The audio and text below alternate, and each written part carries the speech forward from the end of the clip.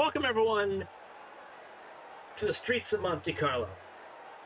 The streets of Monaco are ready for a new chapter in the history books, as is the rest of the world. For the first time in its 96-year history, the Monaco Grand Prix shares the same calendar as the Indianapolis 500, and 26 of the fastest drivers on the planet will have a chance to call themselves a winner at the end of today. Welcome everyone to ABN's coverage of the AT&T Champ Car World Series season. Race 18 of 24 is none other than the Heuer Monaco Grand Prix. Started in 1929, the Principality has hosted the Monaco Grand Prix almost uninterrupted, except for in World War II. Its tenure, its success, its longevity is part of what's made it one of the three races in the Motorsports Triple Crown, alongside the 24 Hours of Le Mans and our own Indianapolis 500. Today, however, is unlike any other Monaco Grand Prix that we've ever seen.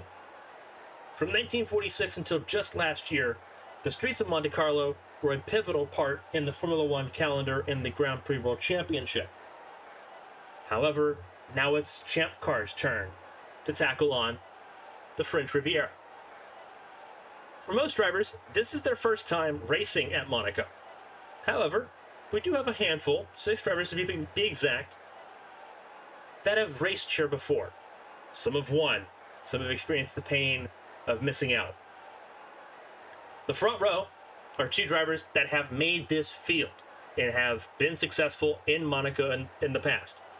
Stephanie Porter-Kelly, the 3-time IndyCar World Champion, is our pole sitter for this race. She won this race. She won the Monaco Grand Prix in 2014, 10 years ago, on her way to winning the 2014 Grand Prix World Championship. Can she do the same thing a decade later? She's in a good spot to try to do just that. Alongside her is a driver who's raced here 4 times, Siri Lundqvist, making her 5th start in the Principality. On the front row in 2nd place, Lundqvist has not finished higher than 5th. She's also never qualified this high up. Her best qualifying position was 7th back in 2013. Simona Leroux is the only other active F1 winner of the Grand Prix of Monaco in the field. She starts 13th, but she won the 2015 race with Mercedes, so she knows what it's like to be successful and how to get it done in these close quarter confines.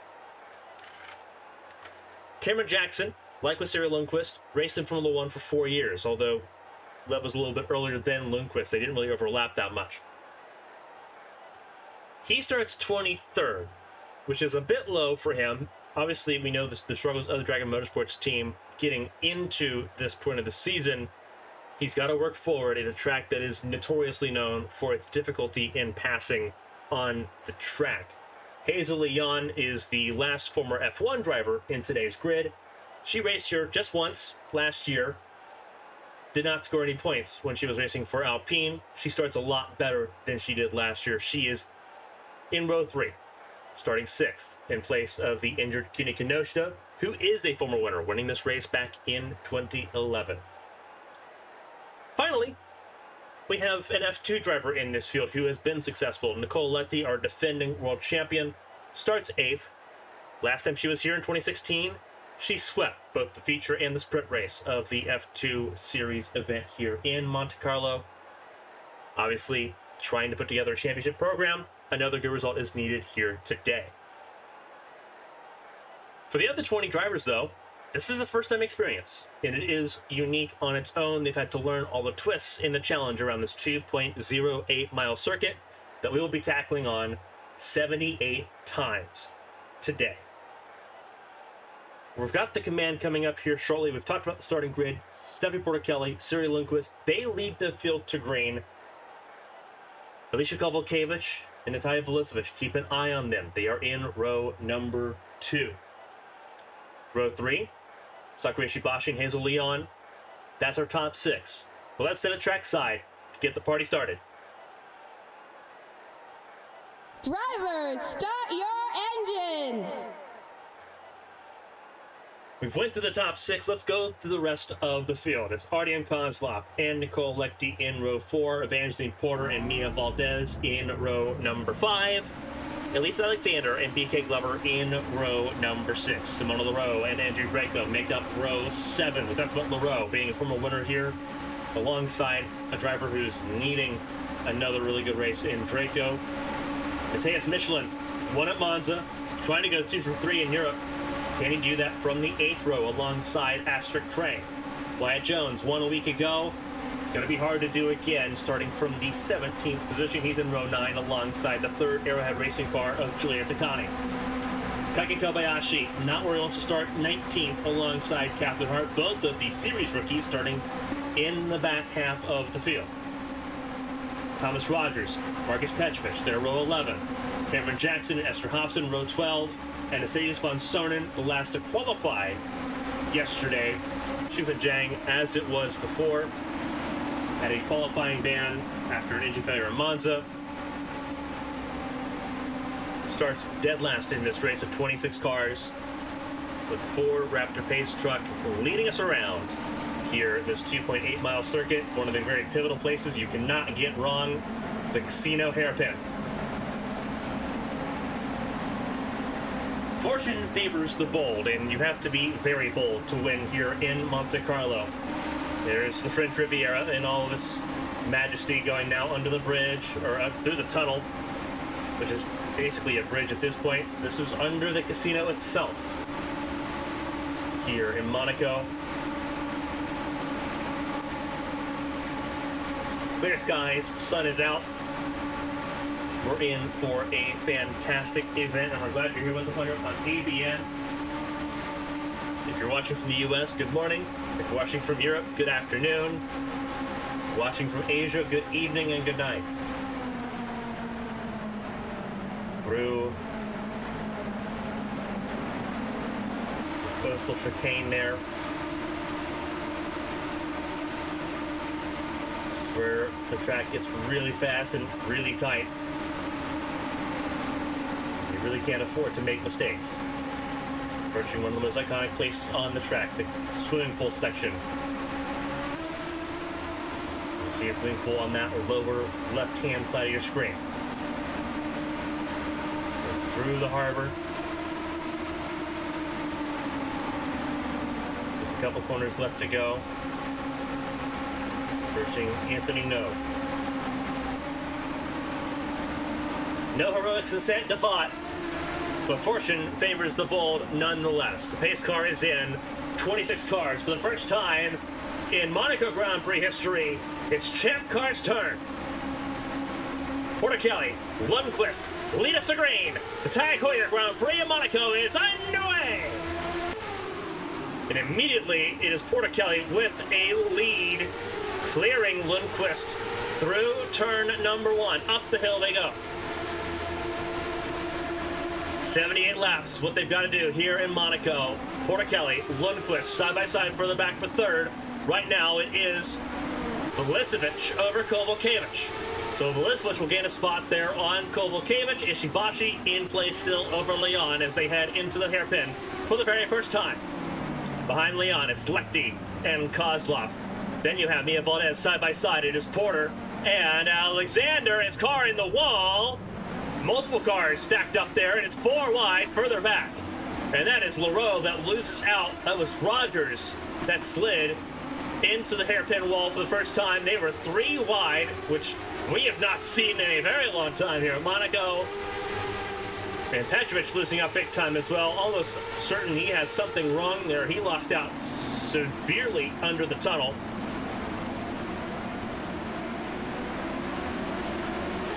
But everyone makes it through okay. I think at the part of me here, it was Alexander that tagged the wall first. It was not Rogers. Glover was also involved in that. Thomas Rogers is in the Reese's number 2. Way further back in the order. You're going to see right there. There's the 2 of Thomas Rogers. Just now approaching the final 2 corners of the racetrack. So he's dropped 5 spots already, down to the very last running's position. Meanwhile, Porter Kelly leads the stern. Very familiar with this racetrack, a winner in 2014, has never finished a race in Monaco off the podium.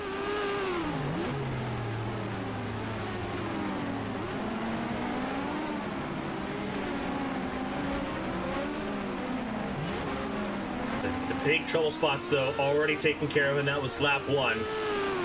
Somehow, we all kept it going. No one came down pit lane, no reports of punctures. So we stay green. Lundqvist in second place, trying to get pursuit while also trying to make sure she keeps the 7 of Velisevich in check. The Red Wall compound tires, the alternate Firestone Firehawks, give us about 20 to 24 laps here in Monte-Carlo.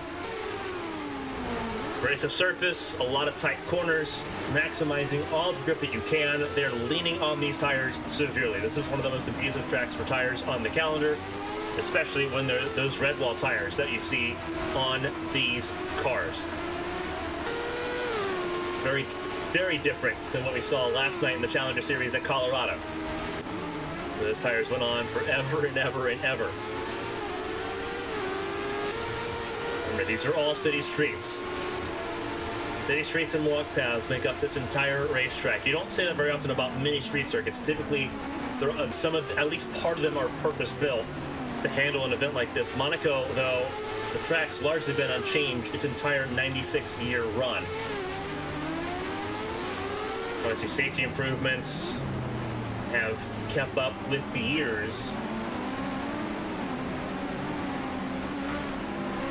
but it is largely the same as it was, including the overlook on the harbor. Côte d'Azur, the French Riviera, a lot of different nicknames for this region. Just to the east, along the coast, is the city of Nice.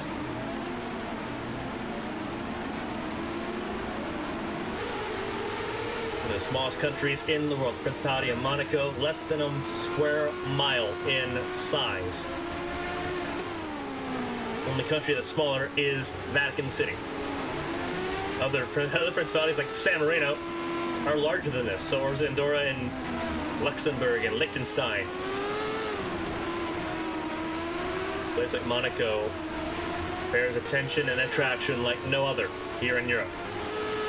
Velisevich is in third. Porter-Kelly has walked away so far with a pretty easy and commanding lead of this race. It has settled down just a little bit here as we start lap 4 of the Grand Prix. It's Kovalkiewicz leading Ishibashi there. That's the battle for 4th and 5th. Beginning to be a four-horse pull away from Ishibashi. Leon right behind, so the teammates there used to be teammates from Team Impulse, now teammates in Cat Devil Racing Squad. Sitting 5th and 6th, Leon. Very interesting attention on the Kiwi driver. Verizon Team Impulse bowing out of the bidding war for Hazel Leon's signature for 2025. Becomes a 3-horse race between Cat Devil Racing, who she's racing for right now, Arrowhead Racing, who's expecting to expand to 3 cars next year, and Red Bull Highlight Racing, who are swapping out somebody in place of Simon Leroux at the end of the year. Leroux taking a Rebel sponsorship, finding a new ride in the Champ Car competitions. But beyond right now, the hot hand, $3 million yearly salary is what's been mentioned for the Kiwi, the former world champion from 2021. Just ahead of the defending world champion, Nicole Leckie, who will be staying put there for Highlight Racing in that orange and white. Number 78. Vadim Kozlov in 8th. First time in Monaco as a driver. Same for Mia Valdez. Never made it to Formula 1. 2014 world champion in Champ Car. Samir Porter-Kelly won her Grand Prix world title in Formula 1. Valdez, a contender for this year's world title as well. Consistent results. No one more consistent, though, than Evangeline Porter. A rare slip-up. These last 2 weeks have really put Porter on the back foot. That lead is down to 1 point over Wyatt Jones going into this race following Jones's win in Valkenburg. But Porter right now sitting a very comfy 10th. Whereas Wyatt Jones a little bit further down the order. There's Alexander in 11th, Andrew Draco in 12th, Julian Takani 13th. Matthias Michelin, the Monza race winner, in 14th. Marcus Petrovich in 15th still. Simona LaRose, 16th. Wyatt Jones down in 17th place. Doesn't seem like a lot, and it genuinely isn't. That's a 7-point swing.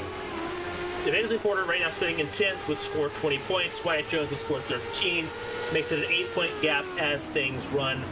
Obviously, we're talking very early days in this race. We're only on lap 5 of 78 here in Monte-Carlo. But Jones knows the pressure that is at hand. Thankfully for Wyatt Jones, the remainder of the season gets a little bit more favorable for him. And that's what he's kind of hoping he can lean on here. Obviously, oval proficient coming from the NAMRA Cup Series. He's the first driver from the NAMRA Cup Series that's ever raced in Monaco. So he's already made that history book there. Obviously, winning at Indianapolis back in May, the immediate question mark was, could Wyatt Jones develop himself enough to potentially be a factor here in Monaco? There's a lot more to that argument last week in Valkenburg. Qualifying did not favor him. He was an early exit from qualifying yesterday. The strategy has favored the bold 25 team throughout various points this season, and it very well could again here today. Strategy is the kingmaker here in Monte-Carlo. The chaos continues, and it's going to be pretty chaotic. 2 weeks' time, we head to Night City for another race at the Arasaka Arena. We know how crazy last season was when Andrew Draco got his return win, and what is de facto his home track at this point. Then it's Watkins Glen, Chicagoland, Atlanta, the Grand Prix of Indianapolis on the road course there at the Brickyard, and then Fontana to end out the season. So it favors him a little bit there. I mean, look at the big ovals there. 4 ovals on the calendar. Only 2 more road courses, which have traditionally been his weak spot, but he's got 2 wins. Porter's still got none at this point. Shifan Zhang from 26th all the way up to 18th already. She's gotten around. Catherine Hart. Kaiki Kobayashi sitting now in the 20th spot. Takani is in pit lane. So, reports of a puncture for the 95 team, which will put Takani pretty well down the order here. As for Crane, also had to come down pit lane, but was involved in that stack up in the hairpin on lap 1.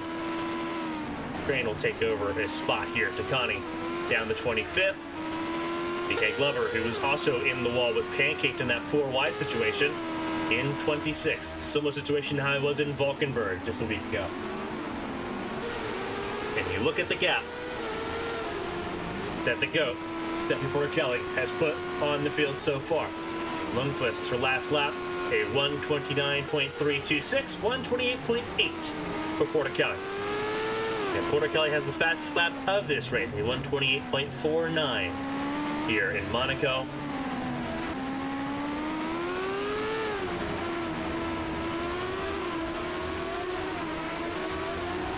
There was a 3.2-second gap last time. We'll see what it's like across the line this time by, as you see, Vulicevic still holding a very sturdy 3rd place at this point. There's Kovalkiewicz still in 4th, Ishibashi in 5th. Pretty even spacing right now between those in the top 9. It gets a little bit more dramatic with Porter in 10th. But then you see the massive gap between Draco and Petrovic. Petrovic now sitting in the 13th position. Remember how everyone had a pretty chaotic race in Monza, and then again a chaotic race at Valkenburg last week. Not expecting to have a lot of chaos here. Obviously, we talk about how difficult it is to pass here, dirty air, obviously tight confines, all of those a factor put together here in Monte-Carlo. Petrovic in a really good spot right now, especially considering he is currently very firmly in the relegation zone with a handful of races to go, coming to 6 races to go after today. So he needs all the points he can get right now if he can stay in that 13th spot, but you can tell the pace is not in that 21 car. That 21 car has completely lost touch with Andrew Draco. Both of those cars, 4-powered cars, but you see the development difference between Phantom Motors and Avante Racing. Wyatt Jones up to 15th, obviously with some cars coming down pit lane. Shufin Zhang in 16th now. Then it's Captain Hart up to 17th. Kobayashi 18th. Von Sonnen in 19th. Hobson in 20th. Cameron Jackson down in 21st position. Thomas Rogers 22nd. 4 drivers have made pit stops. You see the first one after Crane. Zaccani, the last one to make a pit stop here in 24th. Glover in 25th. Matthias Michelin has also now made a pit stop in the 26th position now. He pit from just outside the top 10.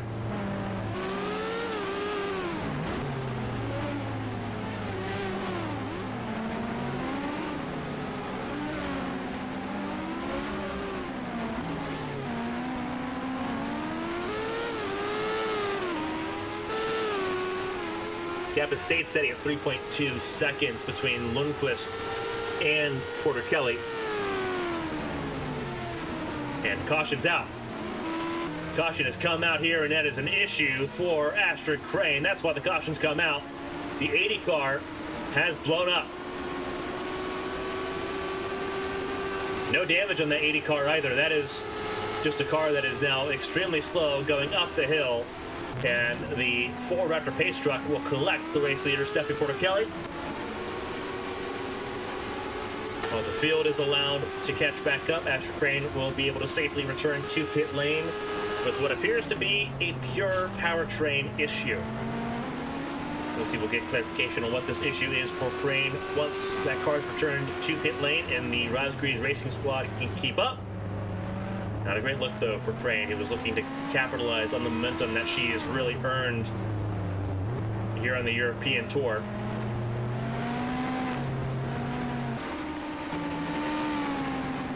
Porter Kelly will lead the field to pit lane down here in Monaco. Very easy to assume after 10 laps that drivers will put on a fresh set of Firestone Firehawk tires.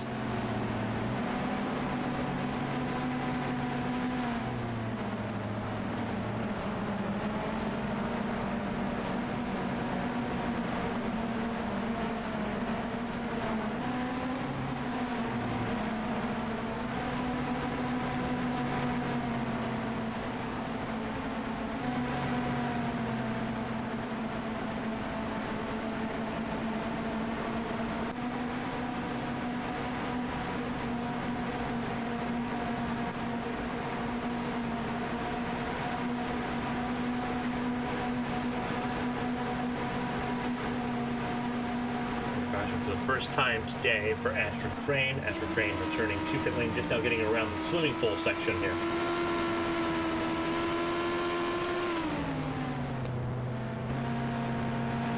Down pit lane, Crane will come.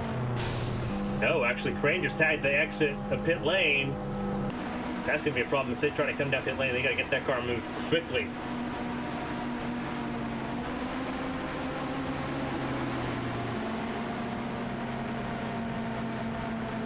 Pace speed very slow, 40 miles an hour. So hopefully they've got time now. They're just now going through the swimming pool section.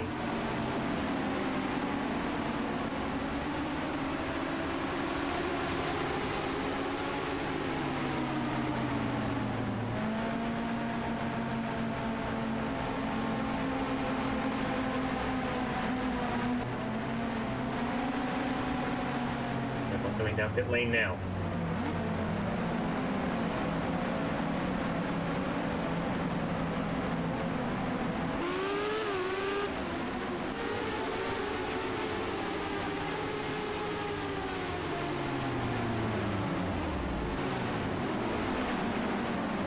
The pit boxes here.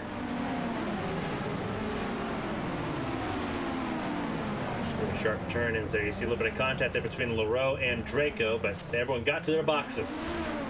That's the most important part. Porter Kelly, first one out. Very quick stops. Slow stop there, though, for Kovalevich. An issue, gearbox issue for Mia Valdez. Mia Valdez with some sort of gearbox issue. That was as soon as she launched from pit box. You can watch the smoke billow. Artem Kozlov. Looks like they've discovered an issue on that 3 car, so Kozlov will drop down the order too.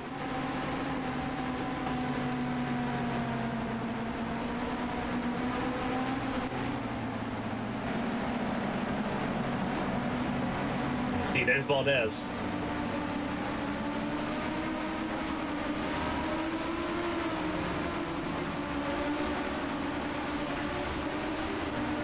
Trouble for the 34. And Valdez's first Monaco Grand Prix will end prematurely. A lot of damage on the side of that car, too.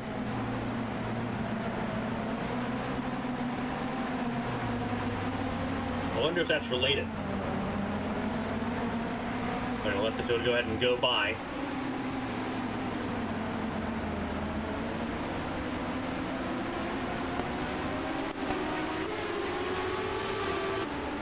Welcome to Monaco, unfortunately, for Mia Valdez.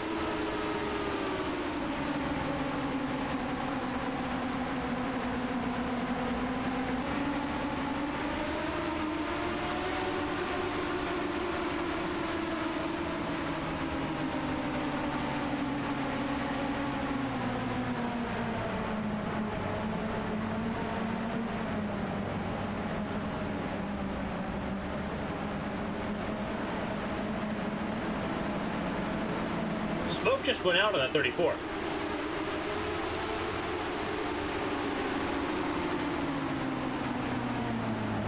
Is 34 trying to get back in line? Whatever the issue was, the smoke's gone.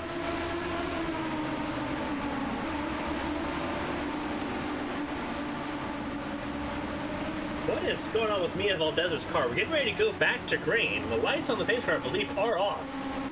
And they are off. Yeah, we're going to go back to green. And Mia Valdez may be trying to restart this race. We're going to find out. No, Valdez will come down pit lane, which is the sensible thing to do.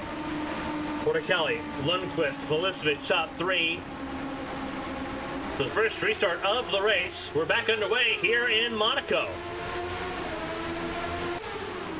Chance to re-rack them and try again.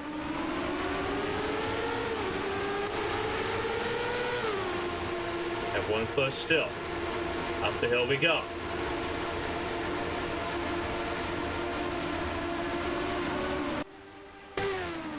Kozlov's still in pit lane. Valdez back on pit lane, but not immediately out of this race. They're going to try to repair that car and see what's going on with the 34. Unfortunately, Artem Kozlov also still on pit lane.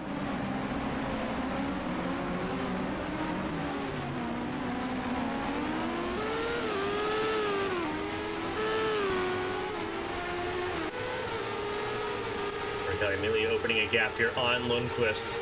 But Lundqvist not under threat from Velicevic or from Ishibachi up in fourth. Both of the technical racing cars still without harm in the top five. Lechty up to sixth. Kovalkiewicz lost a few spots from fourth down to seventh.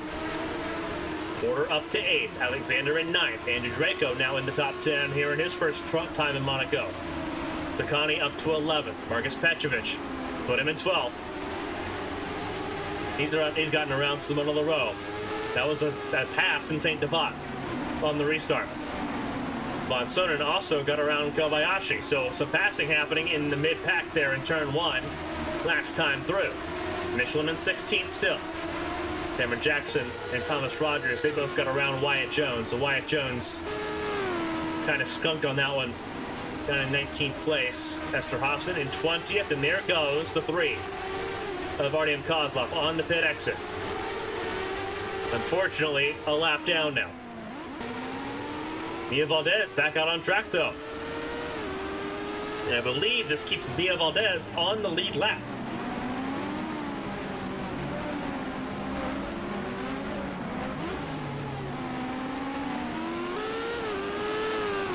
So a big time deal as Portichelli continues to lead the Monaco Grand Prix.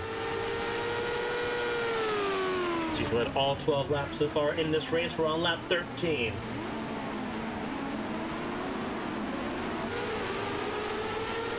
That one caution, that was for the mechanical issue from Astrid Crane, who is out of this race and currently our only retirement in this race.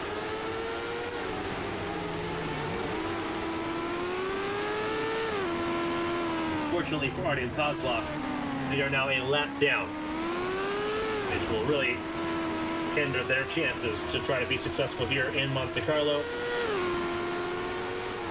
without needing a little bit of help. Car, I believe, leaving pit lane. Have to double check here. Who is that down pit lane?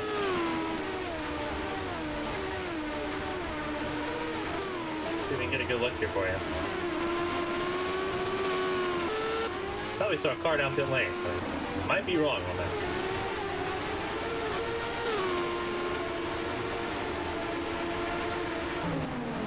I was wondering if it was Mia Valdez that had returned to pit lane. It's not. Mia Valdez is still right there. And there's Xipeng Zhang, who is in 23rd now. But is still rolling around here. Portichelli leads the way by 1.6 seconds. Last time by over Cyril Lundqvist. Portichelli in a 128.7. Lundqvist 129.2. So it seems like Portichelli is able to get those tires fired up a lot quicker than the Super Swede. Vulicevic in third. Having to try to just keep toe with Lundqvist. And try to strategize a way forward and around the 97. Vulicevic, a race winner this year as well from Denver. Ishibashi's behind a race winner this season from Mid-Ohio. Car in pit lane, Thomas Rogers. You did see that flash of orange on pit lane.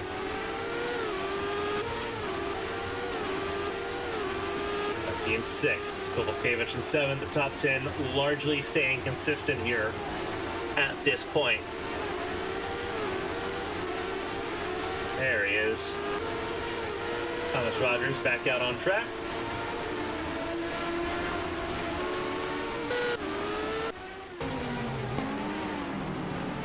Portichelli still leading this race. I've set an almost new fastest lap at 128.5 for Portichelli.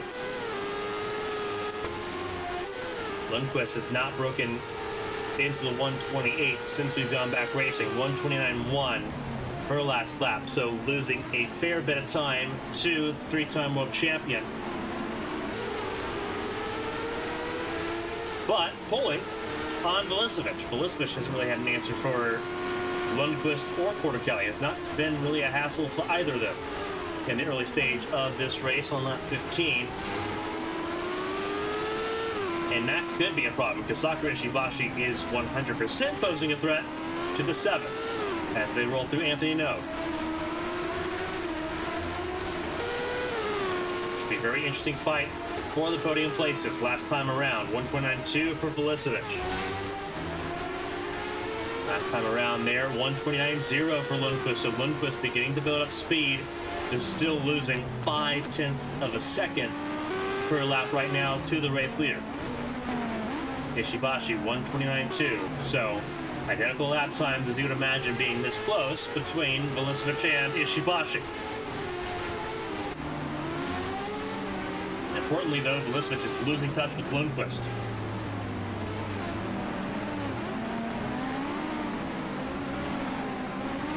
As they roll around Principality.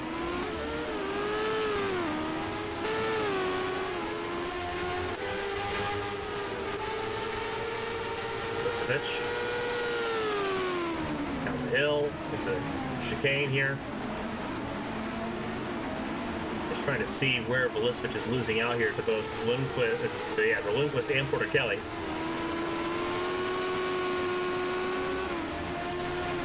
He's not losing out much to Lundqvist, only missing out a couple tenths. That might be a spot, the exit of the swimming pool section of the racetrack here. Didn't seem to be very tight on the exit.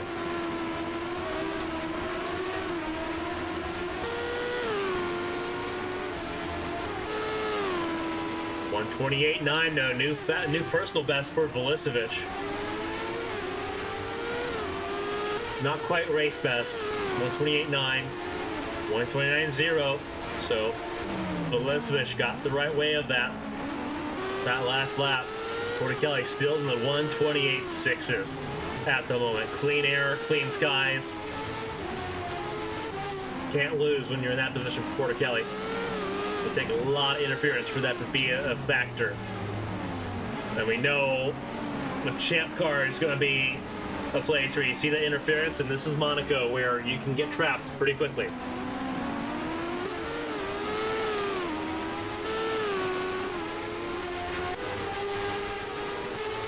We're entering that point of the race where everyone's on about the same level playing field, give or take, for Porter Kelly be a little bit more favorable. To explain how normal passing works versus how the passing here at Monaco works, the normal rule of thumb to be able to catch up to a car, pass a car, and then complete the pass and get out of danger, you have to have about a second advantage per lap on the car that you're fighting with. Whether it's, you know, like in this case, Ishibashi on Vulesovic, Vulesovic on Lundqvist, so on and so forth. That's normal scenario. Like, we're talking like that's at like Watkins Glen, Road America, Barber Motorsports Park, Mid-Ohio, Bunnings Trade, Denver. That's the typical rule of thumb. At Monaco, you need more near a 2.5 second advantage on the car in front of you, because you have such a limited time frame before you get to the big dive bomb areas. You look at turn 1, you look at turn 8, you look going into that chicane on the back straightaway after the tunnel, you look at Anthony Nogue if you want to be very bold. There's only a couple premier passing zones around this racetrack, and you have to have such an overlap on the car in front to be able to make that pass happen. You typically only really see that when you've got someone on fresh tires taking on someone on older tires, which we have not seen yet being this early in the race. But the risk factor to being able to make a pass happen is a lot higher here in Monaco than it is anywhere else. Even last week at Valkenburg, we know how messy Valkenburg can be. It's a lot easier to make passes happen there in the Netherlands than it is here in Monaco.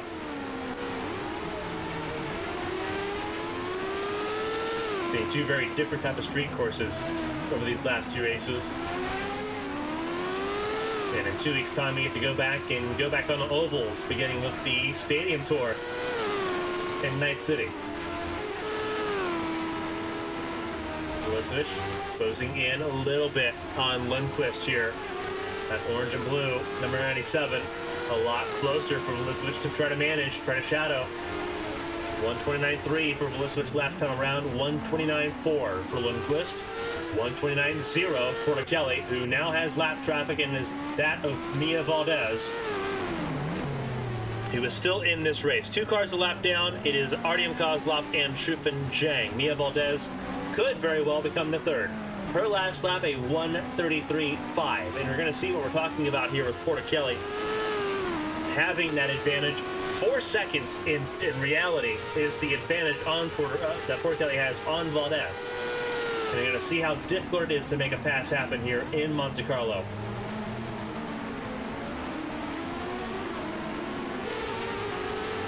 See Porter Kelly really close to winning the race in Valkenburg. And you see, couldn't make it happen there. Now has to wait until after the swimming pool. And this is going to really shake up and hurt Porter Kelly's lead that she established. She was up to a 3.6 second lead on Lundqvist. That is gone. Front straightaway. And after Anthony Nogue, now we're on the run to St. Devat. And Porter Kelly still not able to make a move. Mia Valdez, obviously lap cars allowed to battle to stay on the lead lap. And that's where Valdez is at right now, up the hill, overlooking the Riviera, overlooking the harbor. Valdez is going to be a treat for Lundqvist, but now Lundqvist is going to be in trouble too, because Lundqvist will also be in this traffic jam. All it took was one lap. Porter Kelly looking, approaching the hairpin, approaching the casino hairpin on the outside. That's how desperate you have to be to try to make a pass, and it still did not work. That is how desperate you have to be. And now here comes Porter Kelly, making sure Valdez got out of the way and making sure that Lundqvist didn't follow through. But that gap was evaporated immediately. Lundqvist, bold, inside, not working there. And this is where it becomes really treacherous because Velicevic does not have to cut Lundqvist any breaks. This is a battle for second place on the racetrack. And Valdez is the pressure valve right now that the entire field will have to get around at some point across this 2-mile lap. Approaching St. Devat, not going there. And just like that, Portichelli is now back in control.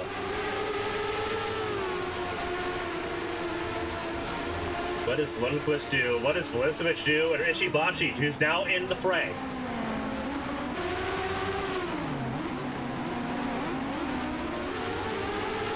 How bold do you get? Lundqvist, not quite that bold.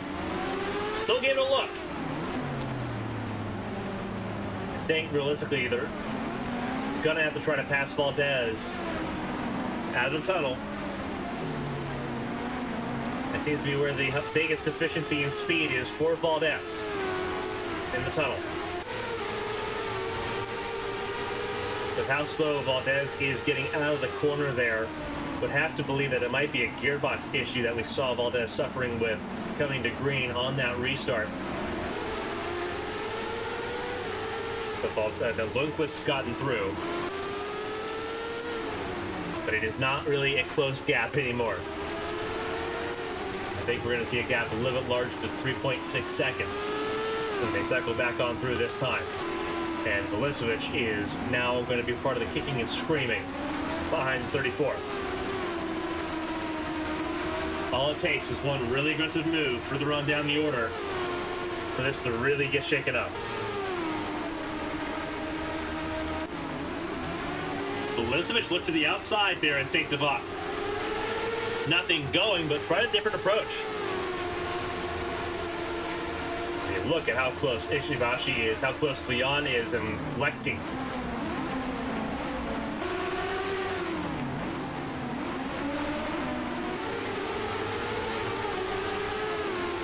Velicevic a lot more aggressive, but there goes Ishibashi.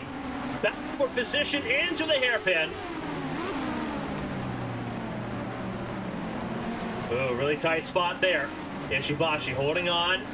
And that's going to give Velicevic a lot of headache now, trying to take on Valdez through the tunnel in time for the chicane. Because Valdez was able to get to the apex under the tunnel. So Ishibashi getting impatient. Whoa, look at Hazel Leon around Ishibashi. Leon got through. A move through the chicane just got Leon into the 4th spot. What a move by Leon, taking on her teammate there in Ishibashi and succeeding.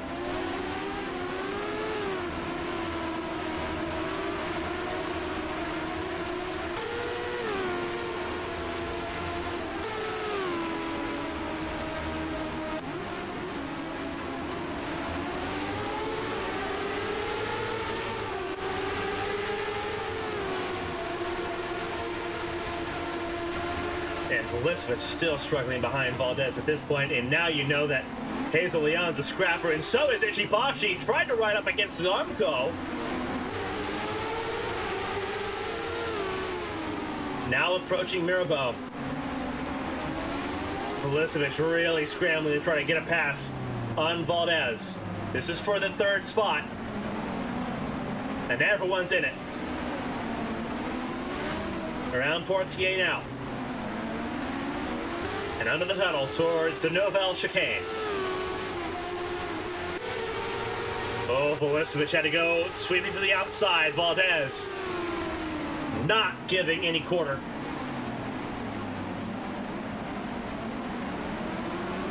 All 3 captain racing cars in your screen. 1 a lap down. The other 2 trying to get to the podium spot. Currently held by Natalia Velicevic, as the top 2 have waltzed away. It is 5 seconds between Portichelli and Lundqvist. It is 6 seconds and counting between Lundqvist and Velicevic.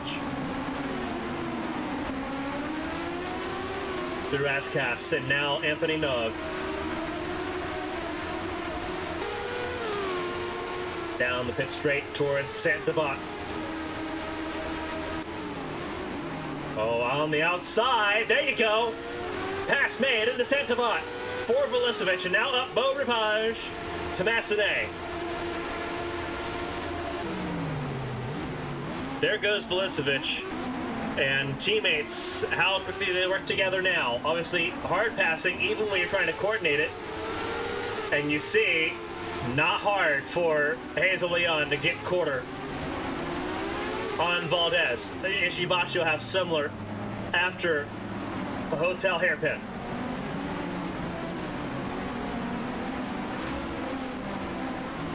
There's the release valve for Cat Devil Racing.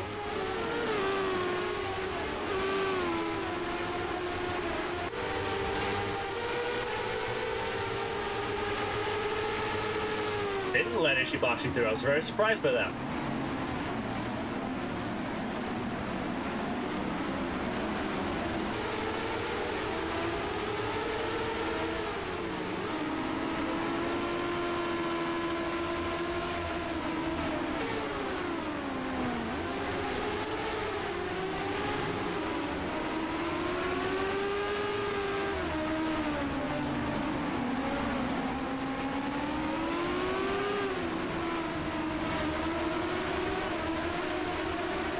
Saint-Devat again. Ishibashi with a good chance.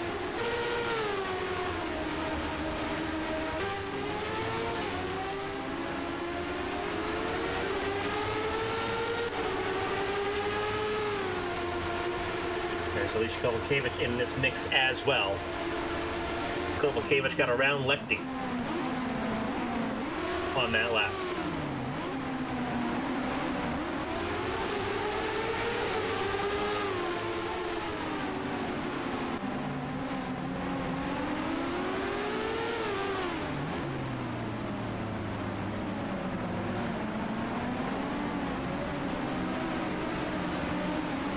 See the checkup has really brought the entire field, minus those in the top four, really back together.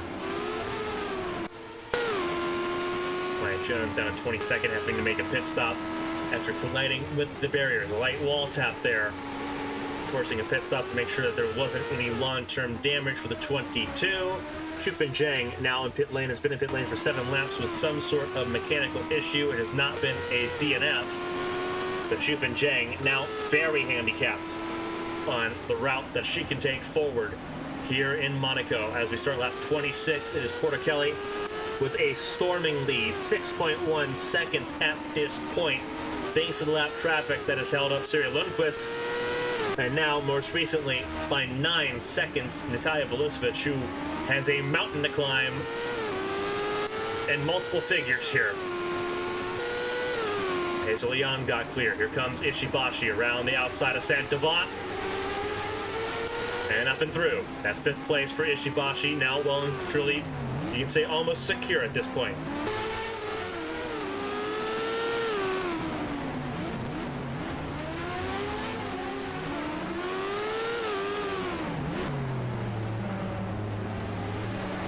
Leon trying to chase down Vulicevic for that 3rd spot. We are going to have lap traffic here. And caution has come out. Caution has come out, I believe it's for Cameron Jackson. What has happened to the 19 car? We'll double check. No! Actually, no, excuse me. Those are cars that passed the start-finish line after the caution had already come out. Wyatt Jones will go around the pace car here to the inside. I believe Cameron Jackson, see if we can figure out, he came down pit lane. I mean, he was in pit lane anyway when the yellow was out.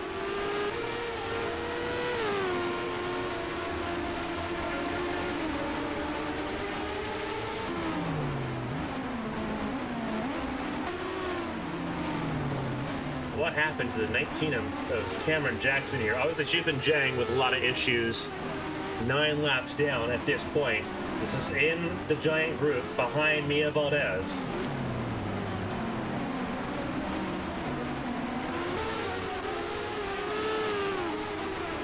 What happens here?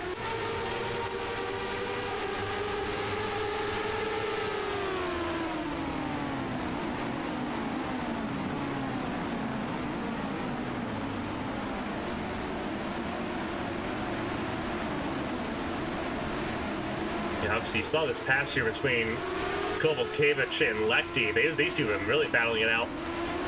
But it's, again, all been behind the 34 of Valdez. As they roll around the swimming pool. Oh, that is an issue with Cameron Jackson. He came to nearly a stop here. Oh, big time nearly a stop. Oh, 100% a stop here. So yeah, that's why the caution came out. Another issue, and that's another Honda. So that's why the yellow came out.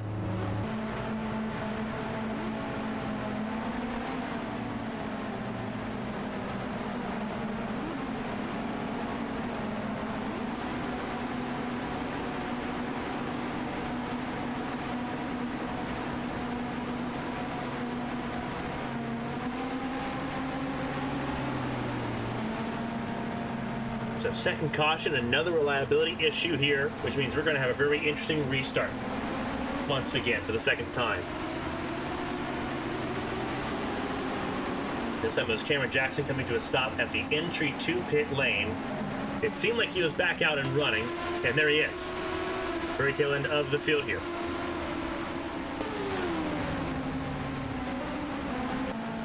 Shufin Zhang still on pit lane at this point. And look at this. Look who stays out. Siri Lundqvist stays out. And there's not many that will stay out here. A few do. Valdez, who's not on the lead lap. You got Kovalkiewicz. You've got Lechty, who stays out. So two of the Arrowhead cars stay out here. Lechty stays out.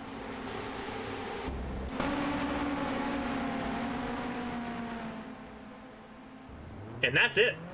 Kelly will re-inherit fourth place.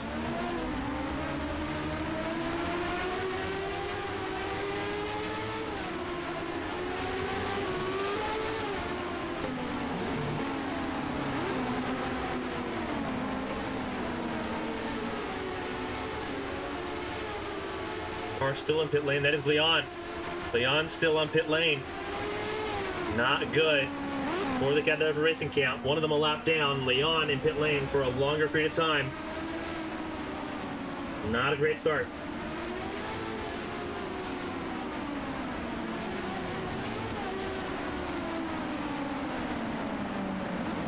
More cars coming down pit lane here.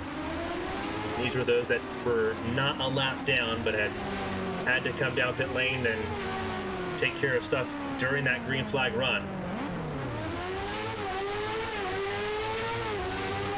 Confirming Cameron Jackson, who just topped off with fuel there, stayed on the lead lap. Wyatt Jones will gain some spots there. There goes Thomas Rogers and Esther Hofson. Hazel Leon still on pit lane. Other cars working on getting back out on track. That's Kobayashi, that's Glover, Michelin, Captain Hart. And Kozlov also still on pit lane.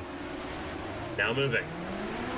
So issues for Hazel Leon and Shufin Zhang. They've moved out of the way to get a little bit more space to work on that car.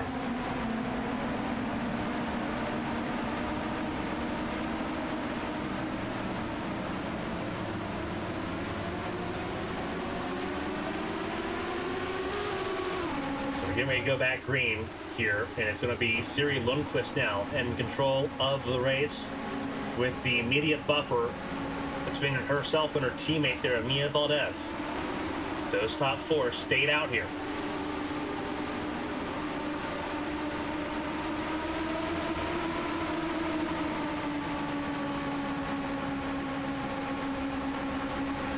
So Lundqvist has a lot of favor right now, but remember, everyone behind Lechty is on fresh tires. So if we're going to see an overlap, that 2.5 second difference, it could happen here. Green flag flies. Here we go. Lechty wasting no time. We look to the outside in St. Devant. And to the outside she goes, only to be roadblocked immediately by the 34 of Valdez, and side by side they go up the hill. Lecty to second, Porticelli to third. Kovalkiewicz got caught out.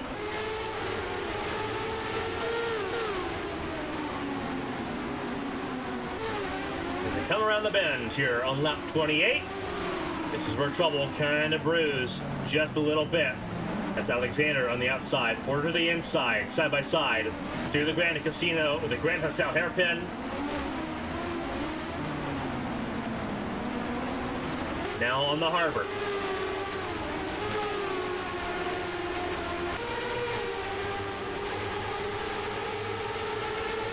Side by side still. Side by side. Porter gets the advantage there. Really good move by Porter to get around. That is for the 7th spot. Porter was trying to hold on to it and did.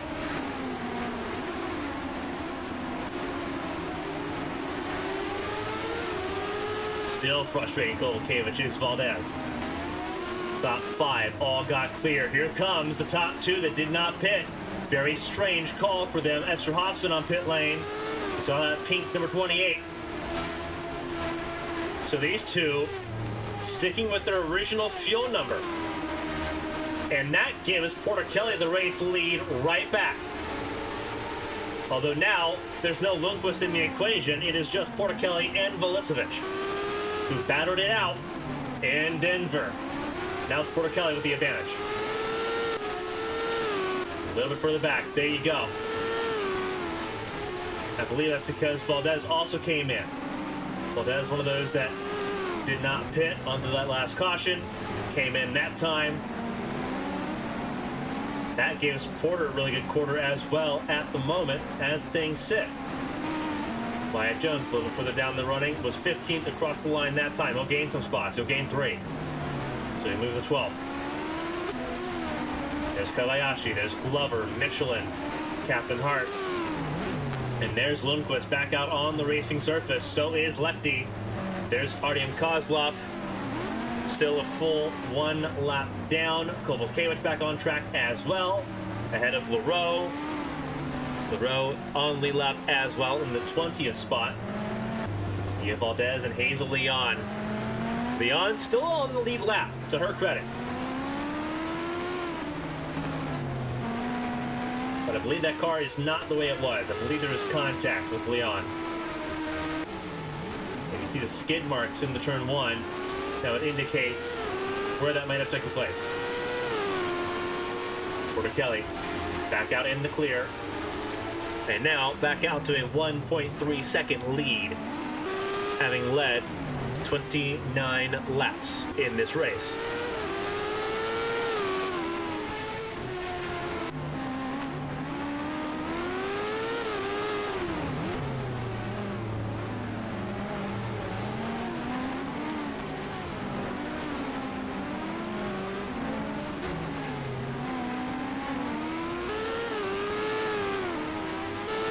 There's a lap down. We have several now. Kozlov, Leon, Valdez. Hofson is 2 laps down now. And Shufenjang is 13 laps down.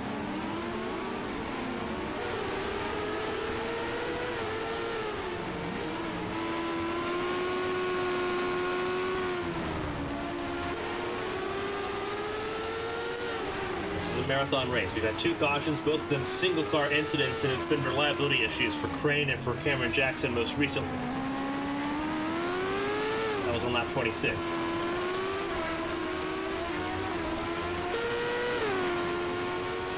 Porticelli in the clear. Across the line, 128.6. Back to the normal speeds for the 47-time race winner. Go up the hill towards the casino.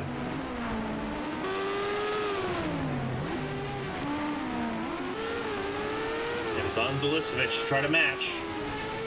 That is Stephanie Porticelli here in Monaco.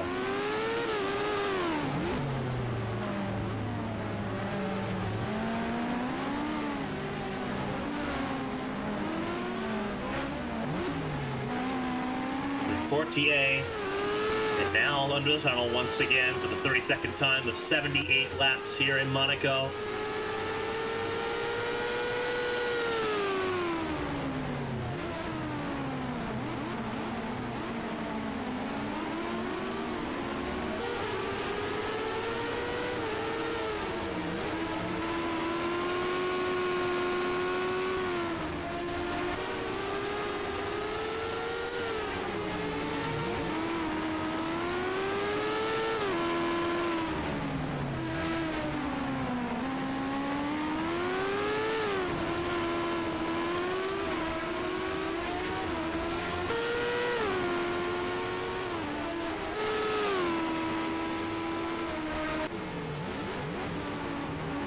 Lap 33, poor Kelly. Opening the gap up a little bit, but Lisvich keeping honest as much as possible. 128.9 versus 128.9 for the top two. Ishibashi running about the same pace, 129.0. 128.9 for Porter. 129.2 for Alexander, though. That's where the speed begins to drop off. 129.5 for Takani. 129.7 for Draco. 131 for Petrovic. 134 for Von Soder. 130.6 for Cameron Jackson. Obviously, those right behind Jackson will also be carrying that similar pace as well.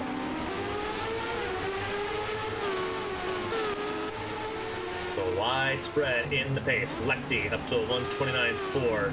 Remember, these cars heavier on the fuel, but also fresher tires.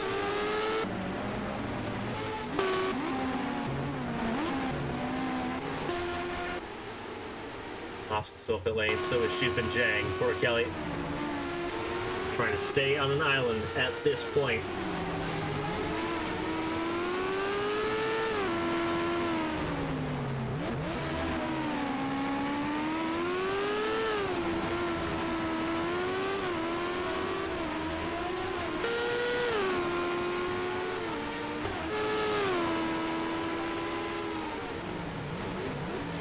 Another 128.6 for Porter Kelly. Consistency at its finest right there. 129.2, so Velisevich really fell off that last lap. 128.6 for Ishibashi, so Ishibashi matching the race leader. Porter, Evangeline Porter not quite as strong as her older sister there. 129.1. 129.2 for Alexander. 129.2 for Takani. And Draco struggling. 129.7. 130.2 for Petrovic.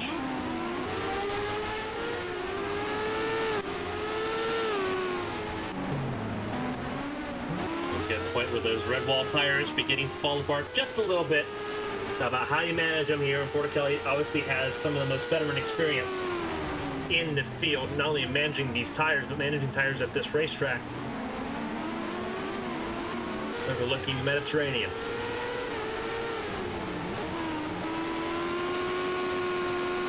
Where Porter Kelly normally shines. She's been so close, but so far away on strategy calls throughout the season. Last week was a painful pill to swallow.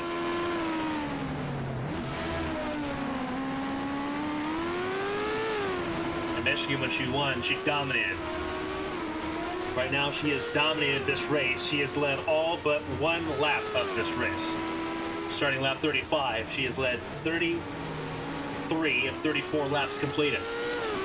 Siri Lundqvist led that one lap before coming down pit lane.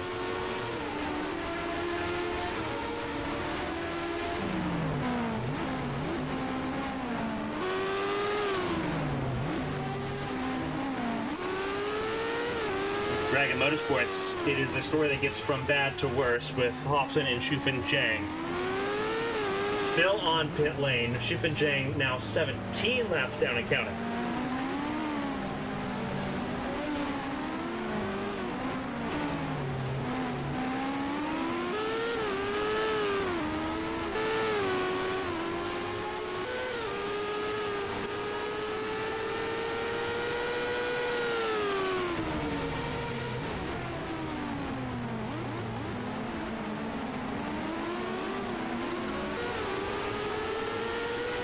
Well, for Porter Kelly, so first time she's been in the 129 since the restart. Velisevich 128.9, so beginning to find that pace again as it ebbs and flows.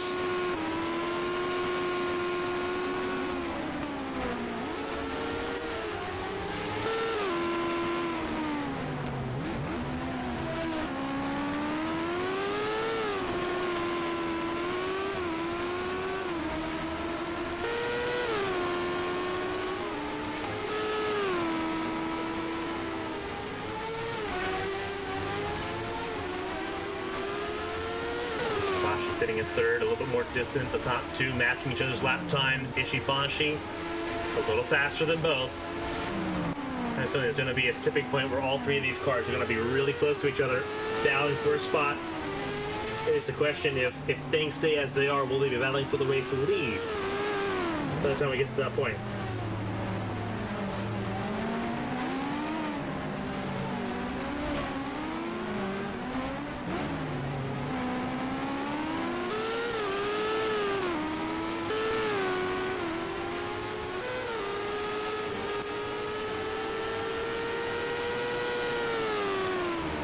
Down the order here.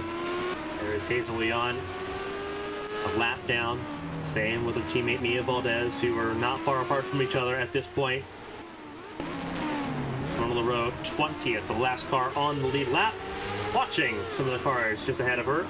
This is Alicia Kovalkiewicz trying to get around Artyom Kozlov, who is the first car a lap down and struggling to do so, entering the hotel hairpin.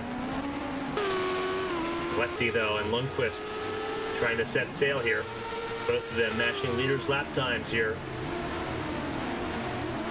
But they have traffic ahead that are running significantly slower, and the 131s are all of these cars right now. Kobayashi, Glover, Michelin, Captain Hart, all of them in the 131s following Kobayashi in the pace that he is directing. Wyatt Jones ahead of that, and safely so in 12th, but not doing much to hold on to the race leader's pace in the 130.6s. Unless you're talking about the race leaders being in the low 129s. Wyatt Jones almost 2 seconds slower a lap at this point. Thomas Rogers not much better. Cameron Jackson the slowest of the three. And look at Anastasius von Sonen. Talk about a much needed result if he can hold on to this. This is a 9th place result for von Sonen to try to keep his Champ Car World Series ambitions alive for 2025.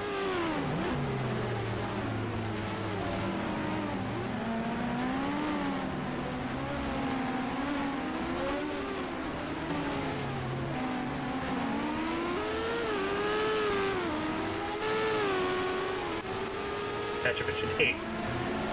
Draco in 7th right now. Takani up in 6th. Alexander in top 5. So pretty shuffled up field at the moment as things sit here in Monaco.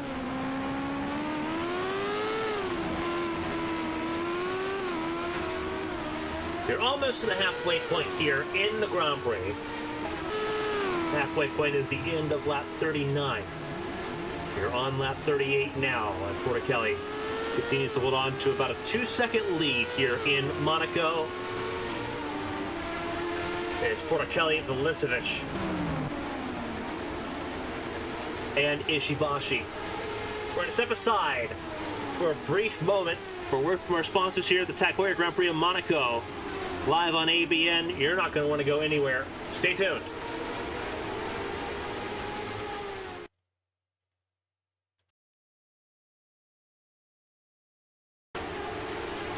Welcome back, everyone, to the TAG Heuer Grand Prix of Monaco. Cars on pit lane. Wyatt Jones getting service at this point after tagging New Ball a second time. You see him, that red, yellow, and white car.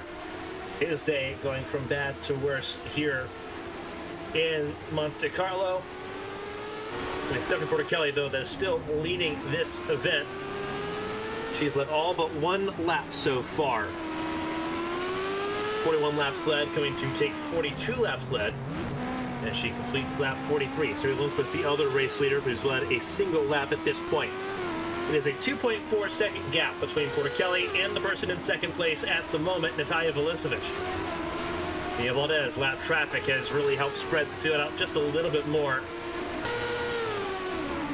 Valdez laps down at the moment, 2 laps down to be precise. Same with Hazel Leon.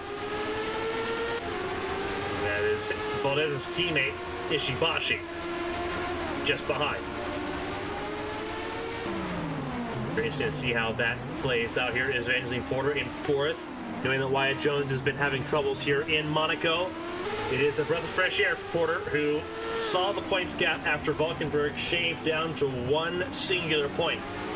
Now, Porter's not out of the woods. A race win would be very helpful. A podium would be fantastic. Porter's only had one this season. But knowing that Wyatt Jones' consistency has been a talking point, whereas Porter's has been largely unfathomable, a fourth place would be par for the course. And looking at this little conversation we have going on here between Valdez and Ishibashi is very interesting. Mia Valdez is a free agent going into next year, going into 2025. That was not announced, but paperwork indicates that that is the case. Teams, if they're renewing drivers, have to have a deadline to submit paperwork.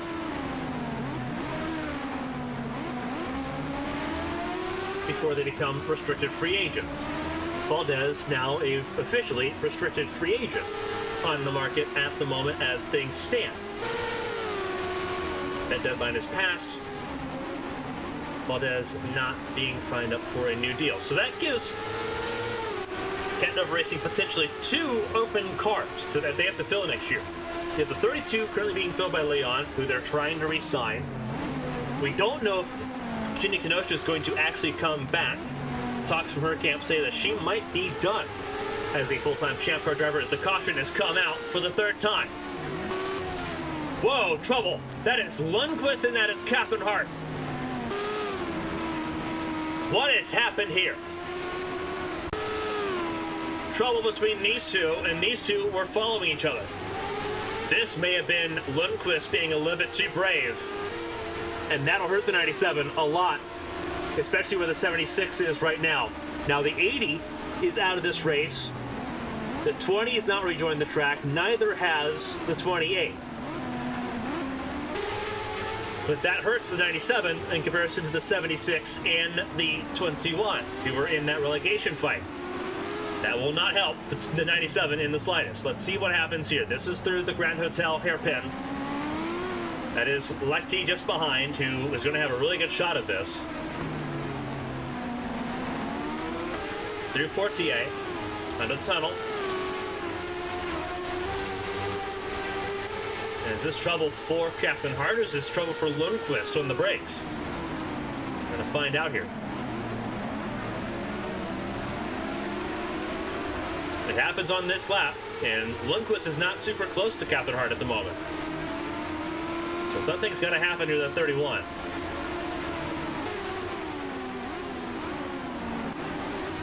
Oh, this is what happened. Captain Hart had an issue, and and Lechty did get involved. Captain Hart was trying to super around the outside, had an issue or went offline, and there's just not enough space there with the speed that they're carrying to try to make something happen. So we picked up on it as it had just happened. Obviously, Lechty gets a piece of it, but still looks okay.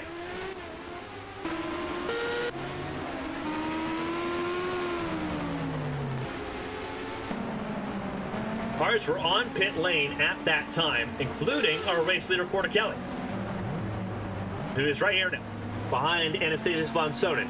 Now, Porticelli, making that pit stop under green, will re-inherit the race lead here on this caution. She won't need to come back down pit lane. This does give Sakura Ishibashi a bonus point for leading a lap, though. Pit stops had begun at that point. Captain Hart's race officially over, which is not surprising given the impact that Captain Hart had if her race wasn't already done with how much he slowed going through the swimming pool section. It is clear now. So that's only officially our second retirement of the race. Hobson and Zhang still on pit lane. And not officially retired. There's a chance they can come back out and finish this race. BK Glover now officially out with a brake failure. Something that we don't see very often because we don't see them on the brakes as often as they are here at Monaco. BK Glover, brakes failure in the 6 car. Luckily, he's been able to make it to pit lane in time before it got completely out of hand.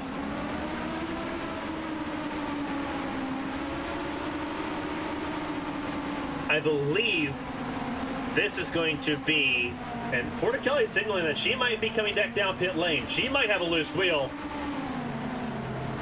No, she is trying to stay out of the way. So Leon had come down pit lane. She stays out. Kelly, the race leader of this race now, will also stay out, as will Natalia Velisic, who pit with Kelly. So these two pit together and will lead the field to green together. Marcus Petrovich, I believe, is going to inherit third. This is going to be very interesting for Marcus Petrovich, looking for his first career podium while being heavily in the relegation zone. Just like Valkenburg last week, this could really flip things upside down.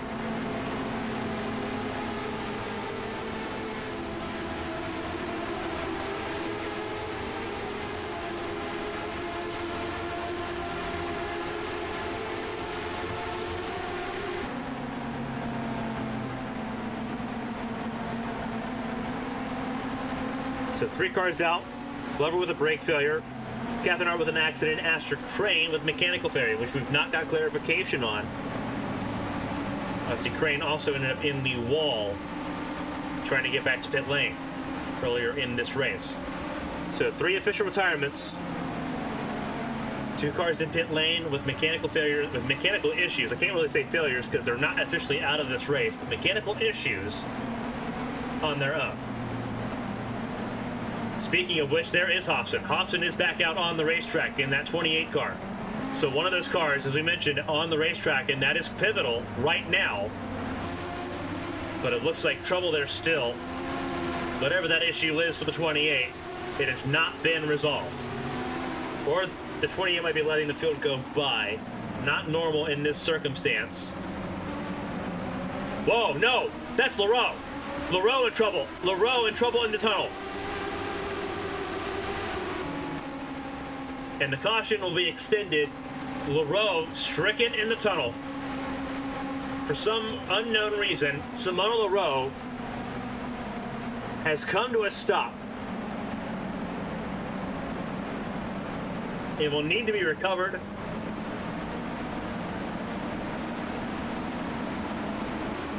So reliability being an absolute factor, an absolute menace at this point.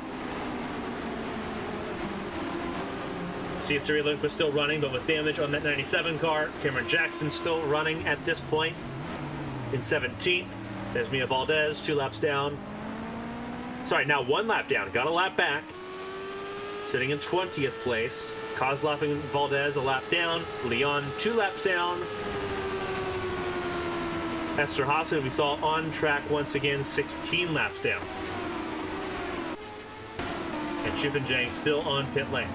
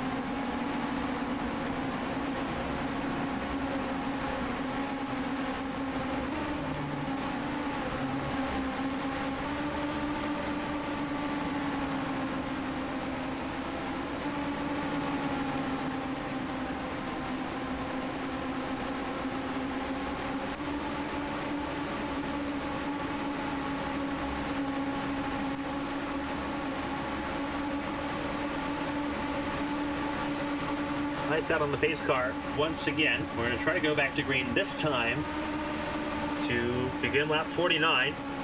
The race leader is the 60 of Stephanie Porter-Kelly. Then it's Velicevic and then Marcus Petrovic. Ahead of Sakura Ishibashi.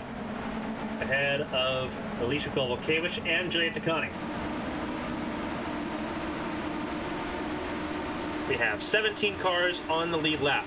From Porter-Kelly down to Von Sonnen. Leon 1 lap down, trying to stay 1 lap down here. After being pinned behind the pace car. That puts 4 cars a lap down right now.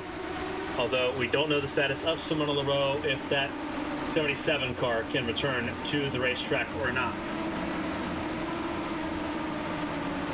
Obviously, we know that Esther Hofson is on the racetrack once again. We saw that pink BWT car running around finally after extensive repairs. 2 of the Dragon Motorsports cars really struggling.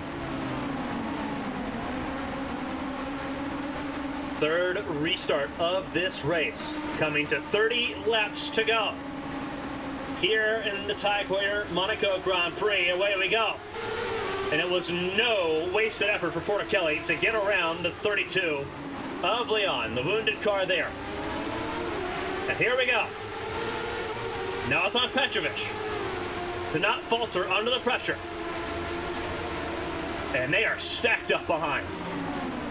Here comes Kovalkiewicz and Takani, teammates there for Arrowhead Racing on the outside. Trying to find a way around the 32 of Hazel Leon. The roadblocks continue for the Kent Double Racing cars. Petrovic trying to drive around the outside of Leon. Usually it doesn't happen here. It will not happen this time. Not through Portier. And here we go. Side by side through Portier. Contact between Takani and Ishibashi. Petrovic gets around Leon. And Takani losing the bout on Ishibashi. Side by side now with Petrovic.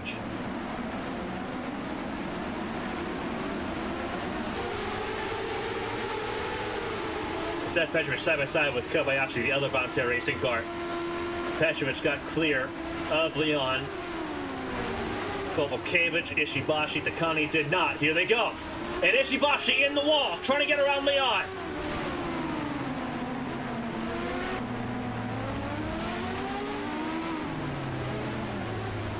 And now pit lane, and that's pit lane for Kovalkiewicz as well. And oh, trouble. Cameron Jackson, Esther Hofson, that's Lechty, that's Lundqvist. Is that caution out? It will be now. Trouble once again. Hofson, Lechty spun around. Cameron Jackson in the wall a second time. And the caution is out again. And that is trouble. Everyone trying to stack up here.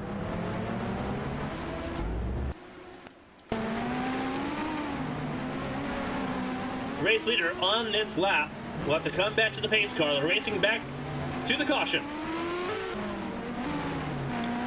Petrovic still holding firm in third. Ishibashi got clear for fourth. Takani now in the top 5. Then it's Kobayashi. Then it's Michelin. Then it's Alexander. Then it's Rogers. Then it's Jones. Cars all over the place.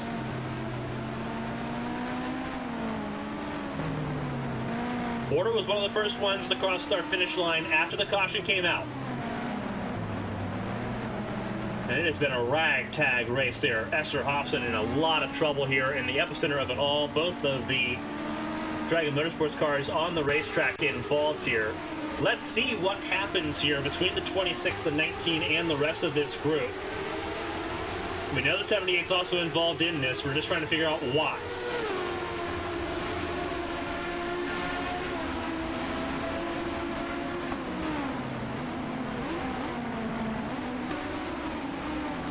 Very quickly under our 4th caution of the race. We saw Leroux back out on the racetrack as well, so the 77 did get back out on track. This is the hotel hairpin.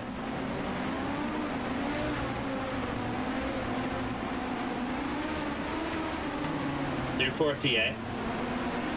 Side by side. Jackson gets through here. So what happens that forces Jackson into this mess? It's clear Hobson not seeming terribly slow, just really slow off the launch, or maybe coordinated to try to get Jackson away from Lundqvist. But it all really unfolds here in the late going, approaching Raskas. Oh, and this is why, because there was trouble early. And there's trouble with Wyatt Jones. So this is where it all kicks off. This is where... So there's a lot more to this. Wyatt Jones gets turned.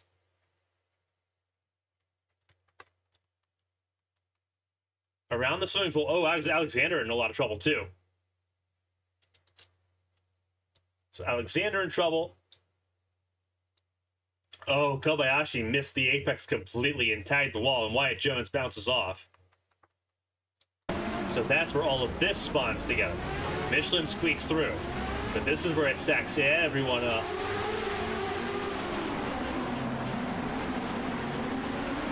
Cameron Jackson, obviously, he gets spun around big time there. And obviously, they're all trying to get through Anthony Nogue.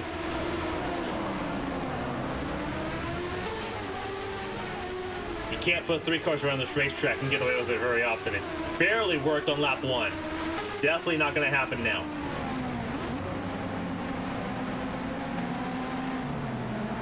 So a lot of cars will be coming down pit lane here, I would have to believe, at this point. Artyom Kozlov will be one of those that doesn't.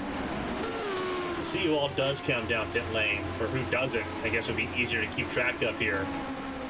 It will be, that is the 7 of Ilicevic, that's Petrovic, Takani, Alexander, and Kozlov that all stay out, and Lundqvist.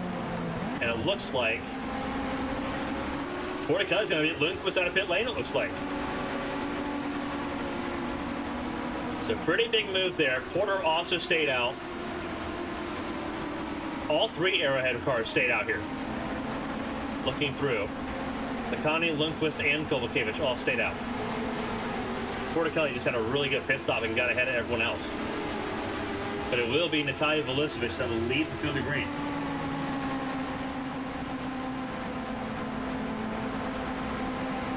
For our 4th restart of the race. Only 3 retirements, none from that incident. Somehow, some way. However, we are down to 16 cars on the lead lap. Cameron Jackson, the last of those, in the lead lap running at this point.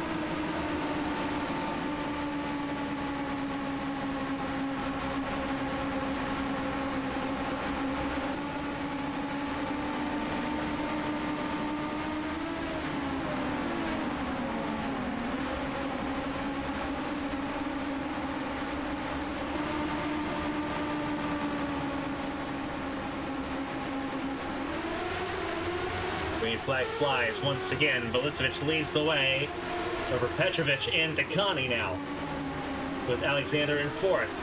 Here goes a move. That is Porticelli getting around Artem Kozlov. Does Lundqvist do the same? Yes! Lundqvist does do the same. And they are too wide for the behind as well. Everyone trying to get around. That is the 32 of Leon still.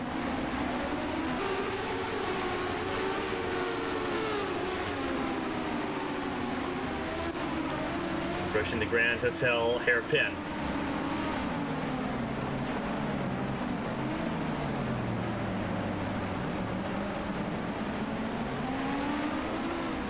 Everyone trying to make their moves here on this restarts. Very precious time. You have to spin really close together. Letty still on pit lane as well, so Letty's race not going well.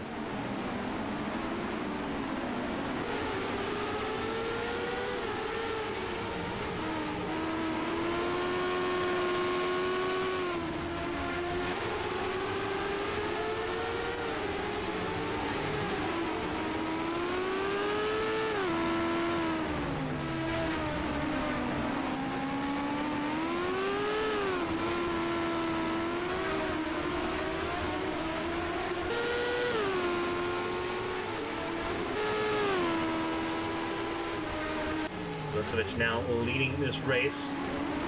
We'll try to do so, knowing that Porticelli's right now stuck in the 5th spot with 3 cars in between.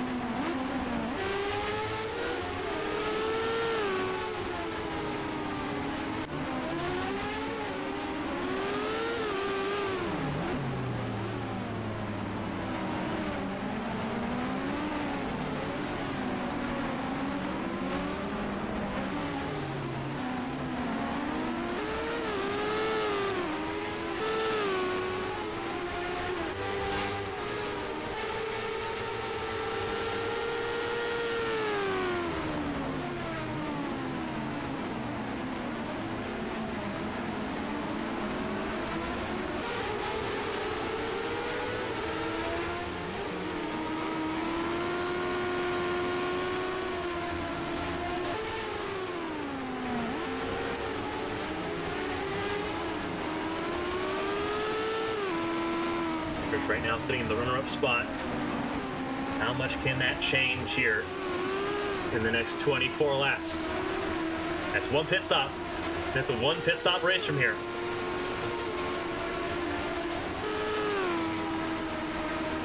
Alexander in 4th, Porticelli in 5th.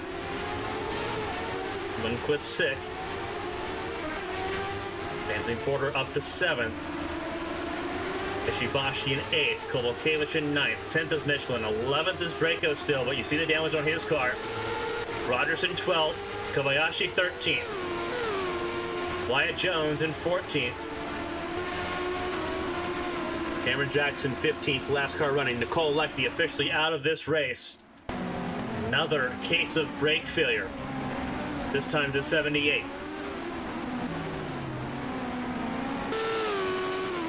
Lisevic trying to really put a stamp on the season with a 2nd win in the season. Right now a commanding lead because Petrovic just does not have the pace to keep touch. And that much we know is very clear at this point.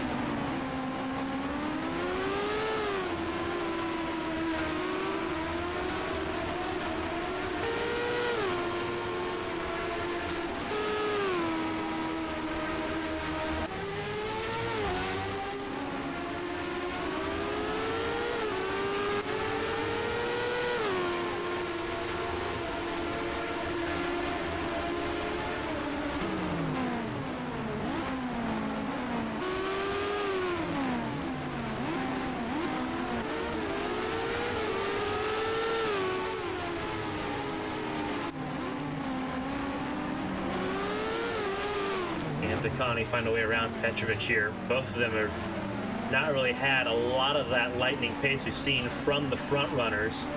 Kelly obviously stuck now 4th car in line and will make this very difficult. We know how difficult it is because Lundqvist is still keeping up with Kelly, and you see the damage on that front wing. Lundqvist is not at 100%, but still sitting in the top 6, and comfortably so, ahead of Evangeline Porter. And here we go. Porter actually under the threat of being passed there by LaRoe. Back on racetrack, fresh tires there for the 77.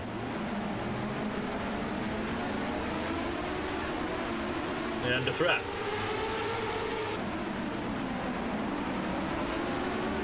Pass there a little further back. That is Von Sonnen getting around Kobayashi. Not a position battle. Von Sonnen 4 laps down after spending extensive time on pit lane after being involved in one of the incidents in this race. So not where he wants to be at the moment. Wyatt Jones also would be aware at this point that Porter is not 100%, but still sitting pretty far up the road with 22 laps to go.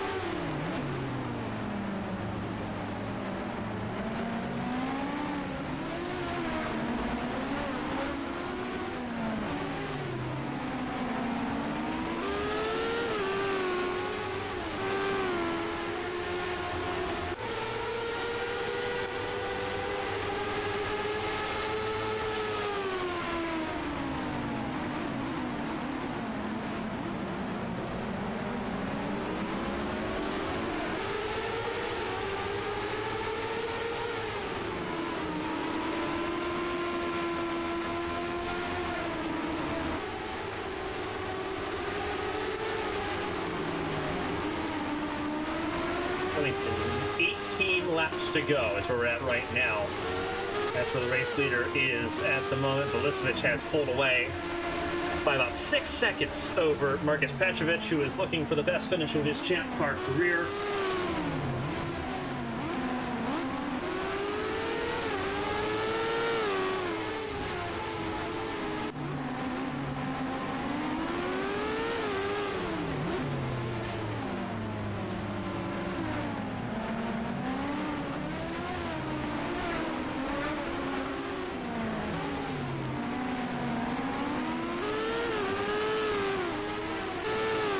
Now he needs to hold on ahead of Takani, ahead of Alexander, Portichelli, and Lundqvist.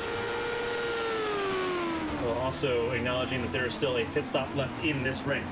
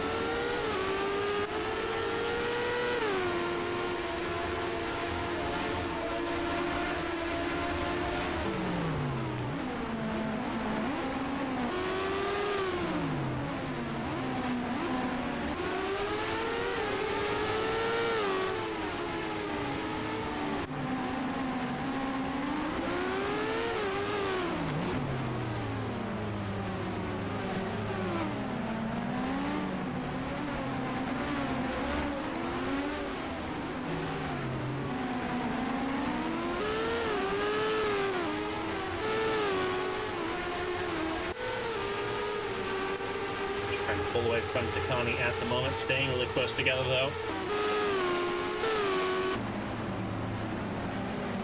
Almost a separate fight altogether. This is not even close. This is 30 seconds away from the race leader right now. That's where Porter's at right now. This car very far from 100% for the 81, but trying to do enough to hold on to a top 10 spot, sitting in 7th right now.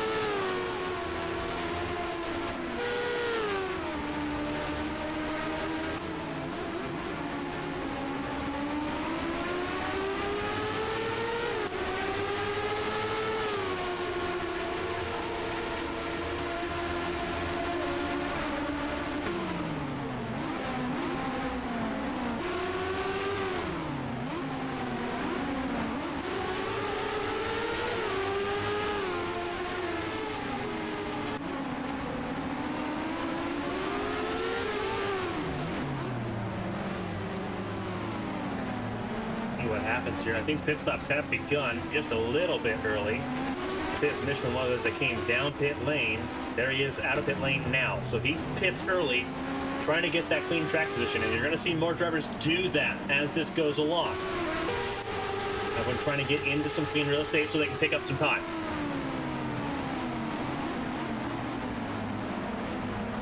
Look at the 96. That's Kovalkiewicz fighting her way around. Ishibashi. Can she get clear? No, not clear. Now heading towards the swimming pool. Will stay Ishibashi out of Kovalkiewicz, but behind Porter. More cars in pit lane. Petrovic in pit lane. Lundqvist in pit lane, and others. So now this is Takani's chance to try to do an overcut with the clean air.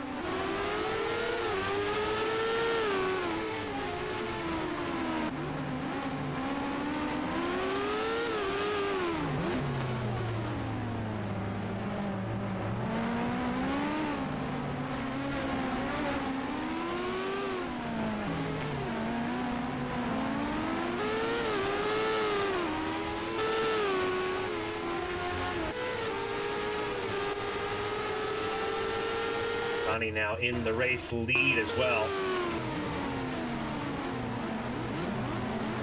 Vulisevich also coming down pit lane. Puts these three cars out in front for the moment. Again, remember, Vulisevich had a pretty extensive lead on Vulisevich and company. So this is mostly for second place to see if any of them can leapfrog on the overcut compared to that of the 21 of Petrovic. Try to get the 21 car off the podium. Porticelli pit under the last caution, so she can go longer than these cars in front of her. Question is, do you want to at this point?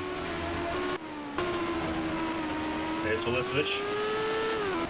Running on track, still looking pretty safe at this point. Porter's come down pit lane. I do believe, and that is the case, yes. And there's where Petrovic is right now, behind Kovalkiewicz and behind Ishibashi. We also have pit stops coming soon for them.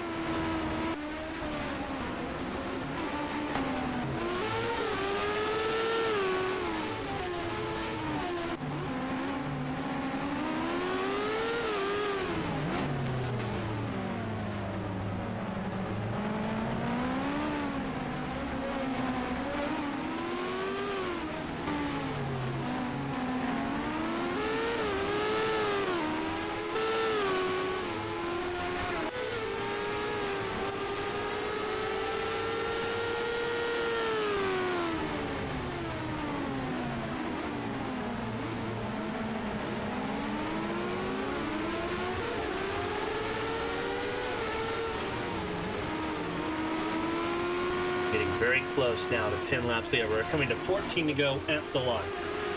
That's where we're going to be standing here on this race.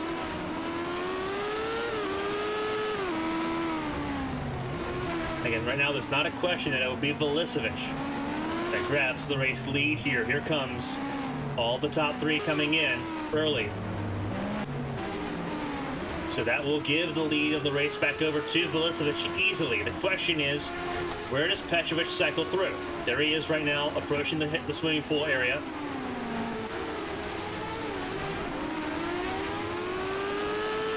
Is it enough for Petrovic to potentially get back into the second spot?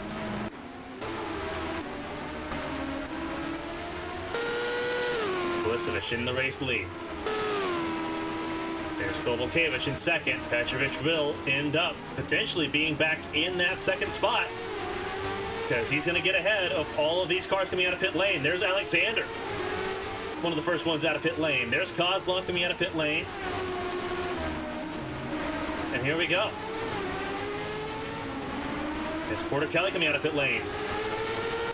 Ahead of Takani, but well and truly behind Alexander at this point.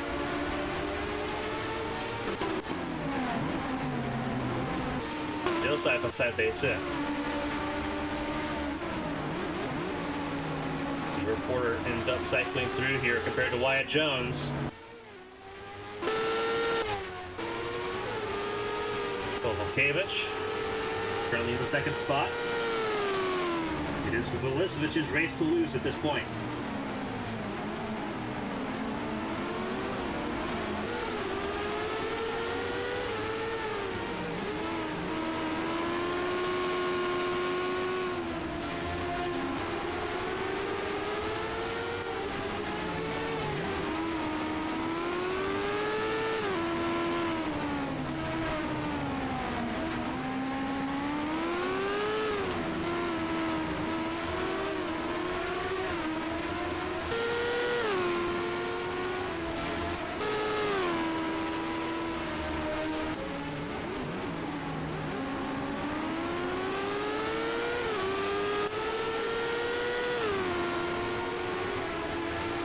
Kovalkiewicz stays out again, too.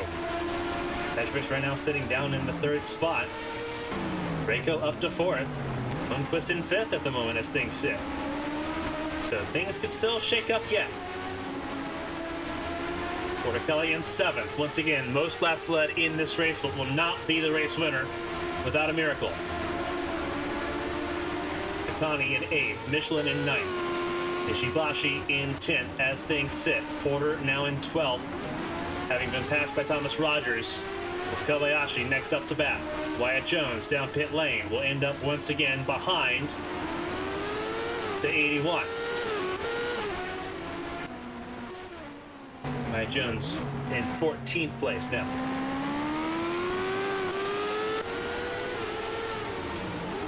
And the question right now that sits is, can Kovalkiewicz go all the way? Having not pit with anybody else in this sequence, would have to assume that the answer to that would be no. Petrovic just tagged the wall hard in the swimming pool section. As Kovalkiewicz comes down pit lane, Petrovic has to make sure that that car makes it to one piece for his best finish in Champ Car. Draco down pit lane as well. And that puts Lundqvist now on the podium.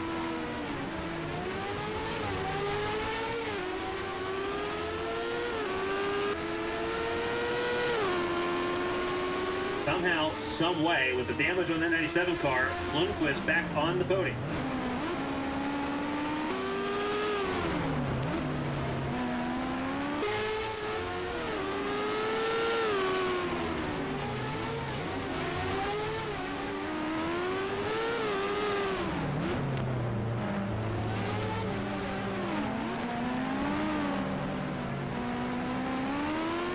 Lisevich, Petrovic, and Lundqvist now the top three. Alexander in fourth. Battle for position here between Kozlov and Leroux. But that is for 16th.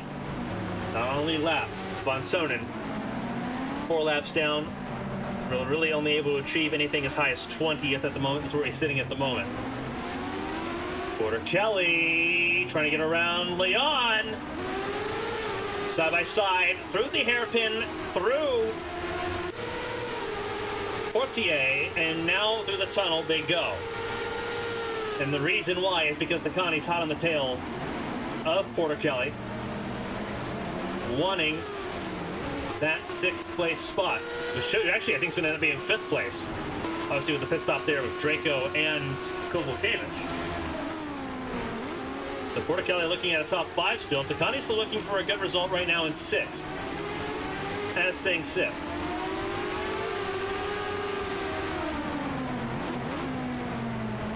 I believe everyone trying to get around. That's Leon coming down pit lane, out of the way of Michelin and out of the way of Ishibashi, who are set to gain a spot here.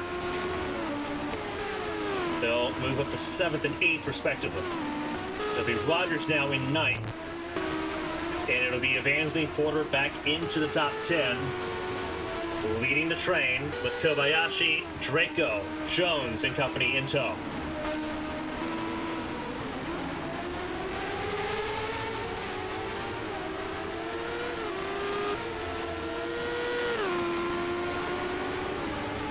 $11 laps to go as things sit right now. Kovalkiewicz dropped down to 14th. And you see there's the 96 of Kovalkiewicz. And everyone trying to find a way around Porter here for the top 10 spot right now.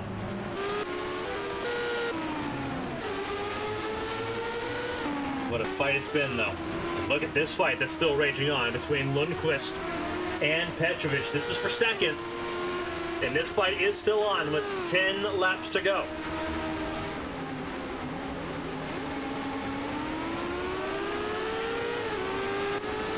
Two drivers fighting to stay, trying to get out of relegation at this point. Fighting for their lives at the moment. And what a fight it's been. Petrovic entered this race 25th in entry points. That's the 21 car with 204 points. Lundqvist, at this rate, will end up out of the bottom 4. She was in the bottom 4 by 2 points on Asher Crane, who will score just 5 points in this race. The big question point at this measure is where the 21 ends up in relation to the 20, who is 25th and only scoring 5 points, and the 76, who is down in 20th place. Remember, 2nd place scores 40 points. It's 35 for 3rd. It may not be the race win, but it may as well be, especially at this stage of the season, because you don't know how many of these results you're going to get. Another tag of the wall there for Petrovic. He is really driving the wheels off that 21. And for most of his career so far in Champ Car, he has not had a shining or defining moment. Even through the mistakes and the overdriving, this has been a defining moment for the Serbian driver. One that he has sorely needed as he tries not only to get that 21 out of relegation and keep the team in the World Series, but also to keep his seat. There needs to be that glimmer of hope for Petrovic. That silver lining for the team and its supporters to hold on to at this point. Because it has not been easy. It has not been fun. These are the moments that Monaco can provide when you have a driver with nothing to lose holding on for dear life for what feels like forever. As the race leader pulls away, Velicevic not under question. As caution comes out, we saw the lights on, and that's Draco. Draco up the hill after Saint-Amant. That throws everything under recruit. We're going to have a very late race restart. Velicevic's gap is gone. And now, what do you do? Do you stay out and hope track position prevails? We've seen so many passes on these restarts that may not be enough. Do you come in and get fresh tires and take that gamble and then run the final 5 laps like it's the last laps of your life? We're going to find out. We are going to find out. Folks, this is the Tag Heuer Grand Prix of Monaco, the first Monaco Grand Prix in the Champ Car World Series, the first Monaco Grand Prix in the IndyCar World Championship era. And we're going to have a late race restart to figure this all out. Velicevic's best friend right now is that 34 car, Mia Valdez, just behind. We know the roadblock that 34 has been all race long, wounded, but carrying on, now in the 18th position, 2 laps down.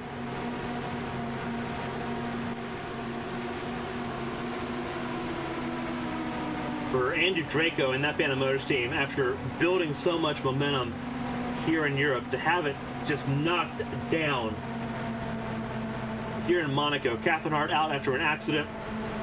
Andrew Draco being left stricken after turn 1. It is a gut punch.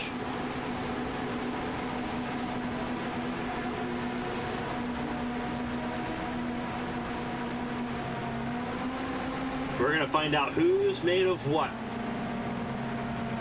What decisions did the field make? You would imagine if you're at the front of the field, you gamble and you stay out. You stay out knowing that track position is so important, and it takes time for these Firestone tires to warm up. And it gives you the chance to break away. If you're someone like Lundqvist, you're hoping everyone stays out, because you have a really good shot to pin Petrovic behind Valdez, who we know's off pace, and grab second place. As much as Lundqvist would love a race win, the focus is on getting that 97 car out of the bottom 4. You're competing with the 21 to do that. It is a 6-horse fight at the bottom of the order to try to stay out of relegation danger. The 97, the 80, the 20, the 76, the 21, and the 28. Hobson right now is 21st. Cannot get any higher. 21st is where Hobson will stay. Zhang scored 25th. Crane scored 26th. Von Sonnen, the 76, scored 20th. Hobson scored in 21st. It is on the 97 and the 21 to make the biggest shakeup at the bottom end of the stick here. Giulietta Cani, also sitting in the top 6 at the moment, sits 20th in owner points at the moment. not in danger, well over a race ahead of the relegation fight, but also looking to cement her status in safety with 6 races to go after today. Meanwhile, on top end of the stick, it is Porter and Wyatt Jones. They were separated by 1 point going in, and it's going to be close still leaving. And just about everyone stayed out. They're separated by 1 car. Kage Kobayashi. Wyatt Jones obviously was behind Andrew Draco when he came to a slow down and to an eventual stop after St. Devat. So the gap would extend, albeit marginally. It would extend from 1 point to 3. Mia Valdez, not going to be a factor as things sit. BK Glover, not a factor. Finished 23rd after having a brake failure. So a rough day for those in the top 5, because Artyom Kozlov not having a good day either. Really good chance for at least Alexander to break into the top 5. Not so much the case now for Nicole Leckie, who's out with a brake failure as well. Stephanie Porter-Kelly will also gain positions in the points. So will Mateus Michelin again. And Sakura Ishibasi has the chance to also close in on the front of the field, albeit marginally. But will still gain some points here in Monaco. 10th entering today ahead of Leon, who was 11th for the 32 car. Catherine Hart will lose points. Thomas Rogers will gain points there. And Andrew Draco will obviously lose some points as well, now a lap down. But running still. We'll see the finish here in Monaco. Vulicevic will lead the field to green with 6 laps to go. Vulicevic, Petrovic, Lundqvist top 3. Valdez in the mix could play spoiler and play roadblock. The 4th restart, the 5th restart underway. And here we go. Petrovic got to the outside of Valdez. That's what he needed. Lundqvist was not hot on the shot. And it showed. Side by side, they are tangling big time here. Remember, Kozlov and Leroux battling for position. They are battling for 15th. They are a lap down, but battling still.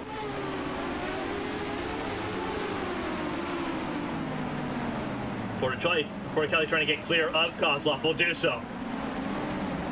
And that's trying to really kind of just break away from Takani.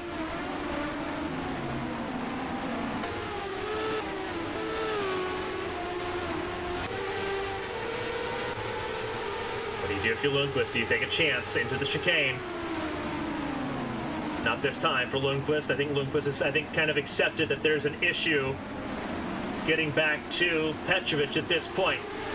Porter-Kelly gets around Alexander. That is for 4th.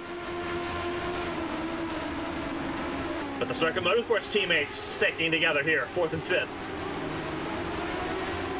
With Takani sitting in 6th.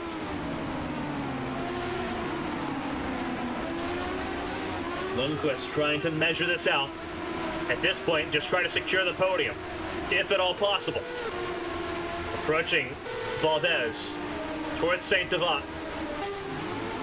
Not this time, once again. Has to be very picky here, but also know one of the most aggressive drivers in the field right now is right there on the gearbox. Up the hill, towards the casino.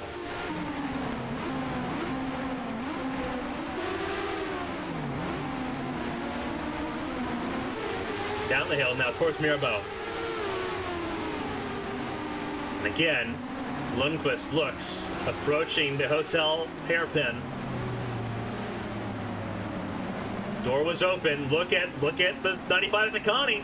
Got around Kozlov there. So Takani also in the mix, trying to see if she can poach a top 5 away from Alexander. They are 1 mistake away from trouble. Lundqvist still can't get around the 34 of Valdez. Now sitting pretty well fermented in 3rd place at this point. With how long she's been in that position. Once again, peeks to the inside. Nothing going there. Now approaching the swimming pool. with Porter Kelly in pursuit. Alexander and Takani set to battle it out for 5th place, just behind.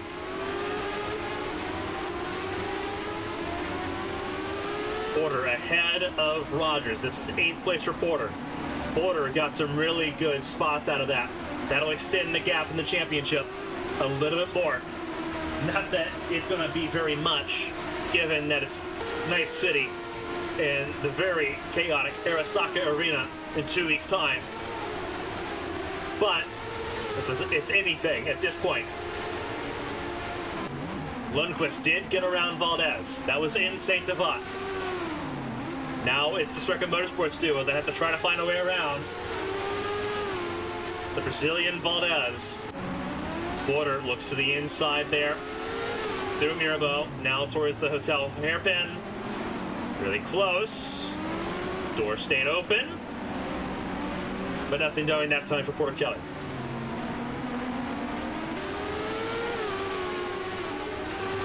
Here comes Porter Kelly through the tunnel. Got to it. Got to the apex there. Apex there for Porter Kelly. Porter Kelly gets clear and good. That's 4th place. Alexander in 5th. Takani 6th. Lap traffic around them.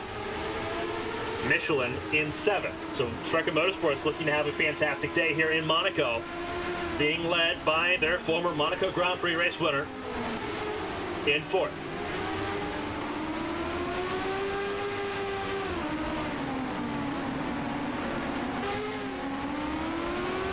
Three laps to go. And right now there is no stopping Natalia Velicevic with 3 laps to go.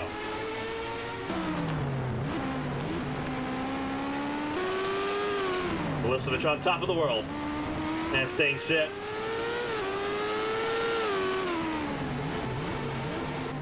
Would have never dreamed of being able to make it to race in Monaco, let alone be leading with less than 6 miles in hand. Meanwhile, for Marcus Petrovic, same as that situation.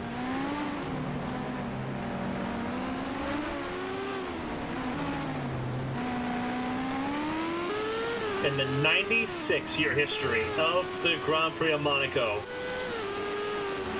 never has a Balkan country been on the podium. Porter Kelly races under the Bosnian flag in Champ Car, raced under the American flag in F1. Holds dual nationality. Not the case for Velicevic and for Petrovic. Slovenian and Serbian. Sitting 1-2, a super Swede. Swedish driver Siri Lundqvist in 3rd.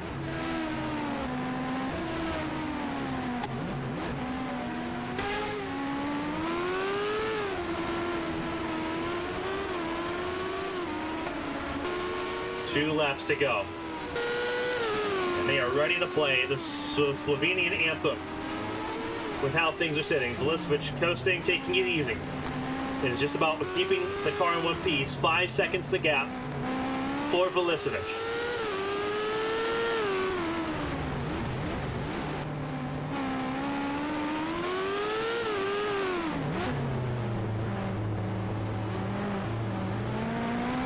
One and a half laps to go now as Velicevic goes through Portier.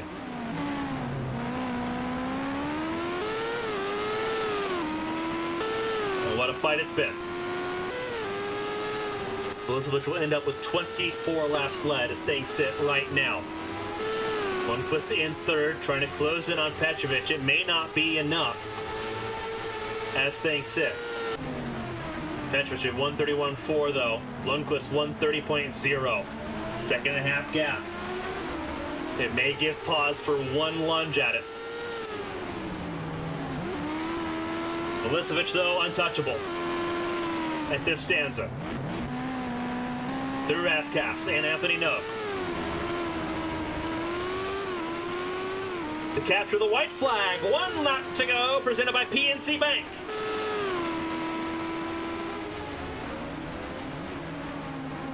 This will be Velicevic's 3rd career win.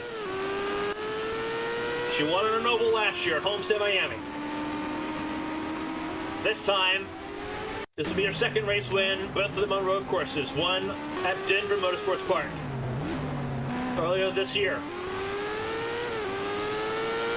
None of them will have the magnitude as a win here in Monte-Carlo.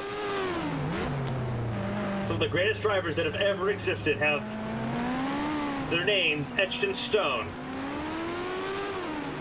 here in the Principality. 96 years of history. Only 2 races in the world are older. The 24 Hours of Le Mans by 6 years. And the Indianapolis 500 by over 2 decades.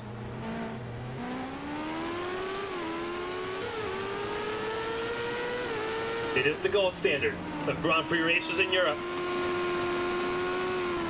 Going around the swimming pool for the last time. Natalia Vulesovic can see the fans, can see the roar of applause and the approval from those in Monaco around the last corner for the final time. Natalia Vulesovic is a Monaco Grand Prix winner. She wins in Monte-Carlo. And keep the roar of applause going. Marcus Petrovic holds on. His first career podium is his biggest podium.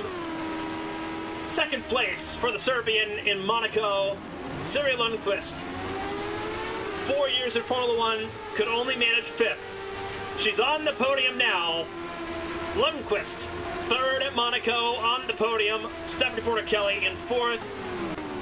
Striker Motorsports 4th and 5th, with Elise Alexander in 5th. Juliette Takani held on for 6th. Matthias Michelin in 7th. Ishibashi in 8th.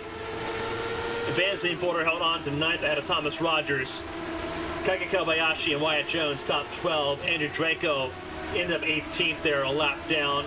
Alicia Kovalkiewicz 13th. Cameron Jackson 14th.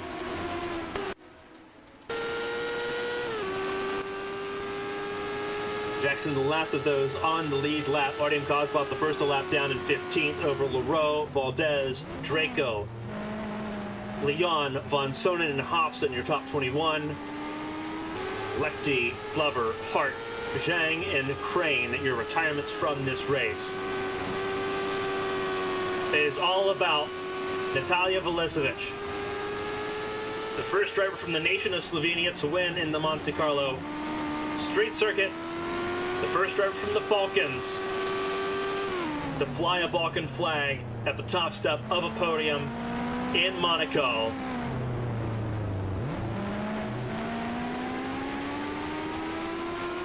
The emotions are extremely high, and why wouldn't they be at this point? Vulesovic is a winner in Monte-Carlo as the field comes around to Parc Fermé in pit lane. A marathon race here, over 2 hours and 15 minutes of racing here in Monaco. The battle scars, the war wounds, apparent on most of the cars here. It is Natalia Vulesovic, though, that is victorious. Marcus Petrovic and Cyril Lundqvist, their relegation fight got a huge boost here today.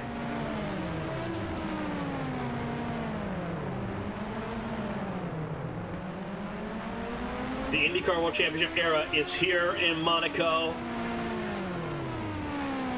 and that was a triumphant first step. We get to see you again in 2 weeks' time for the Arasaka 225 in Night City at the Arasaka Arena. We get to go bull ring racing with 800 horsepower cars with 6 races to go in the AT&T Champ Car World Series season. We hope to see you then.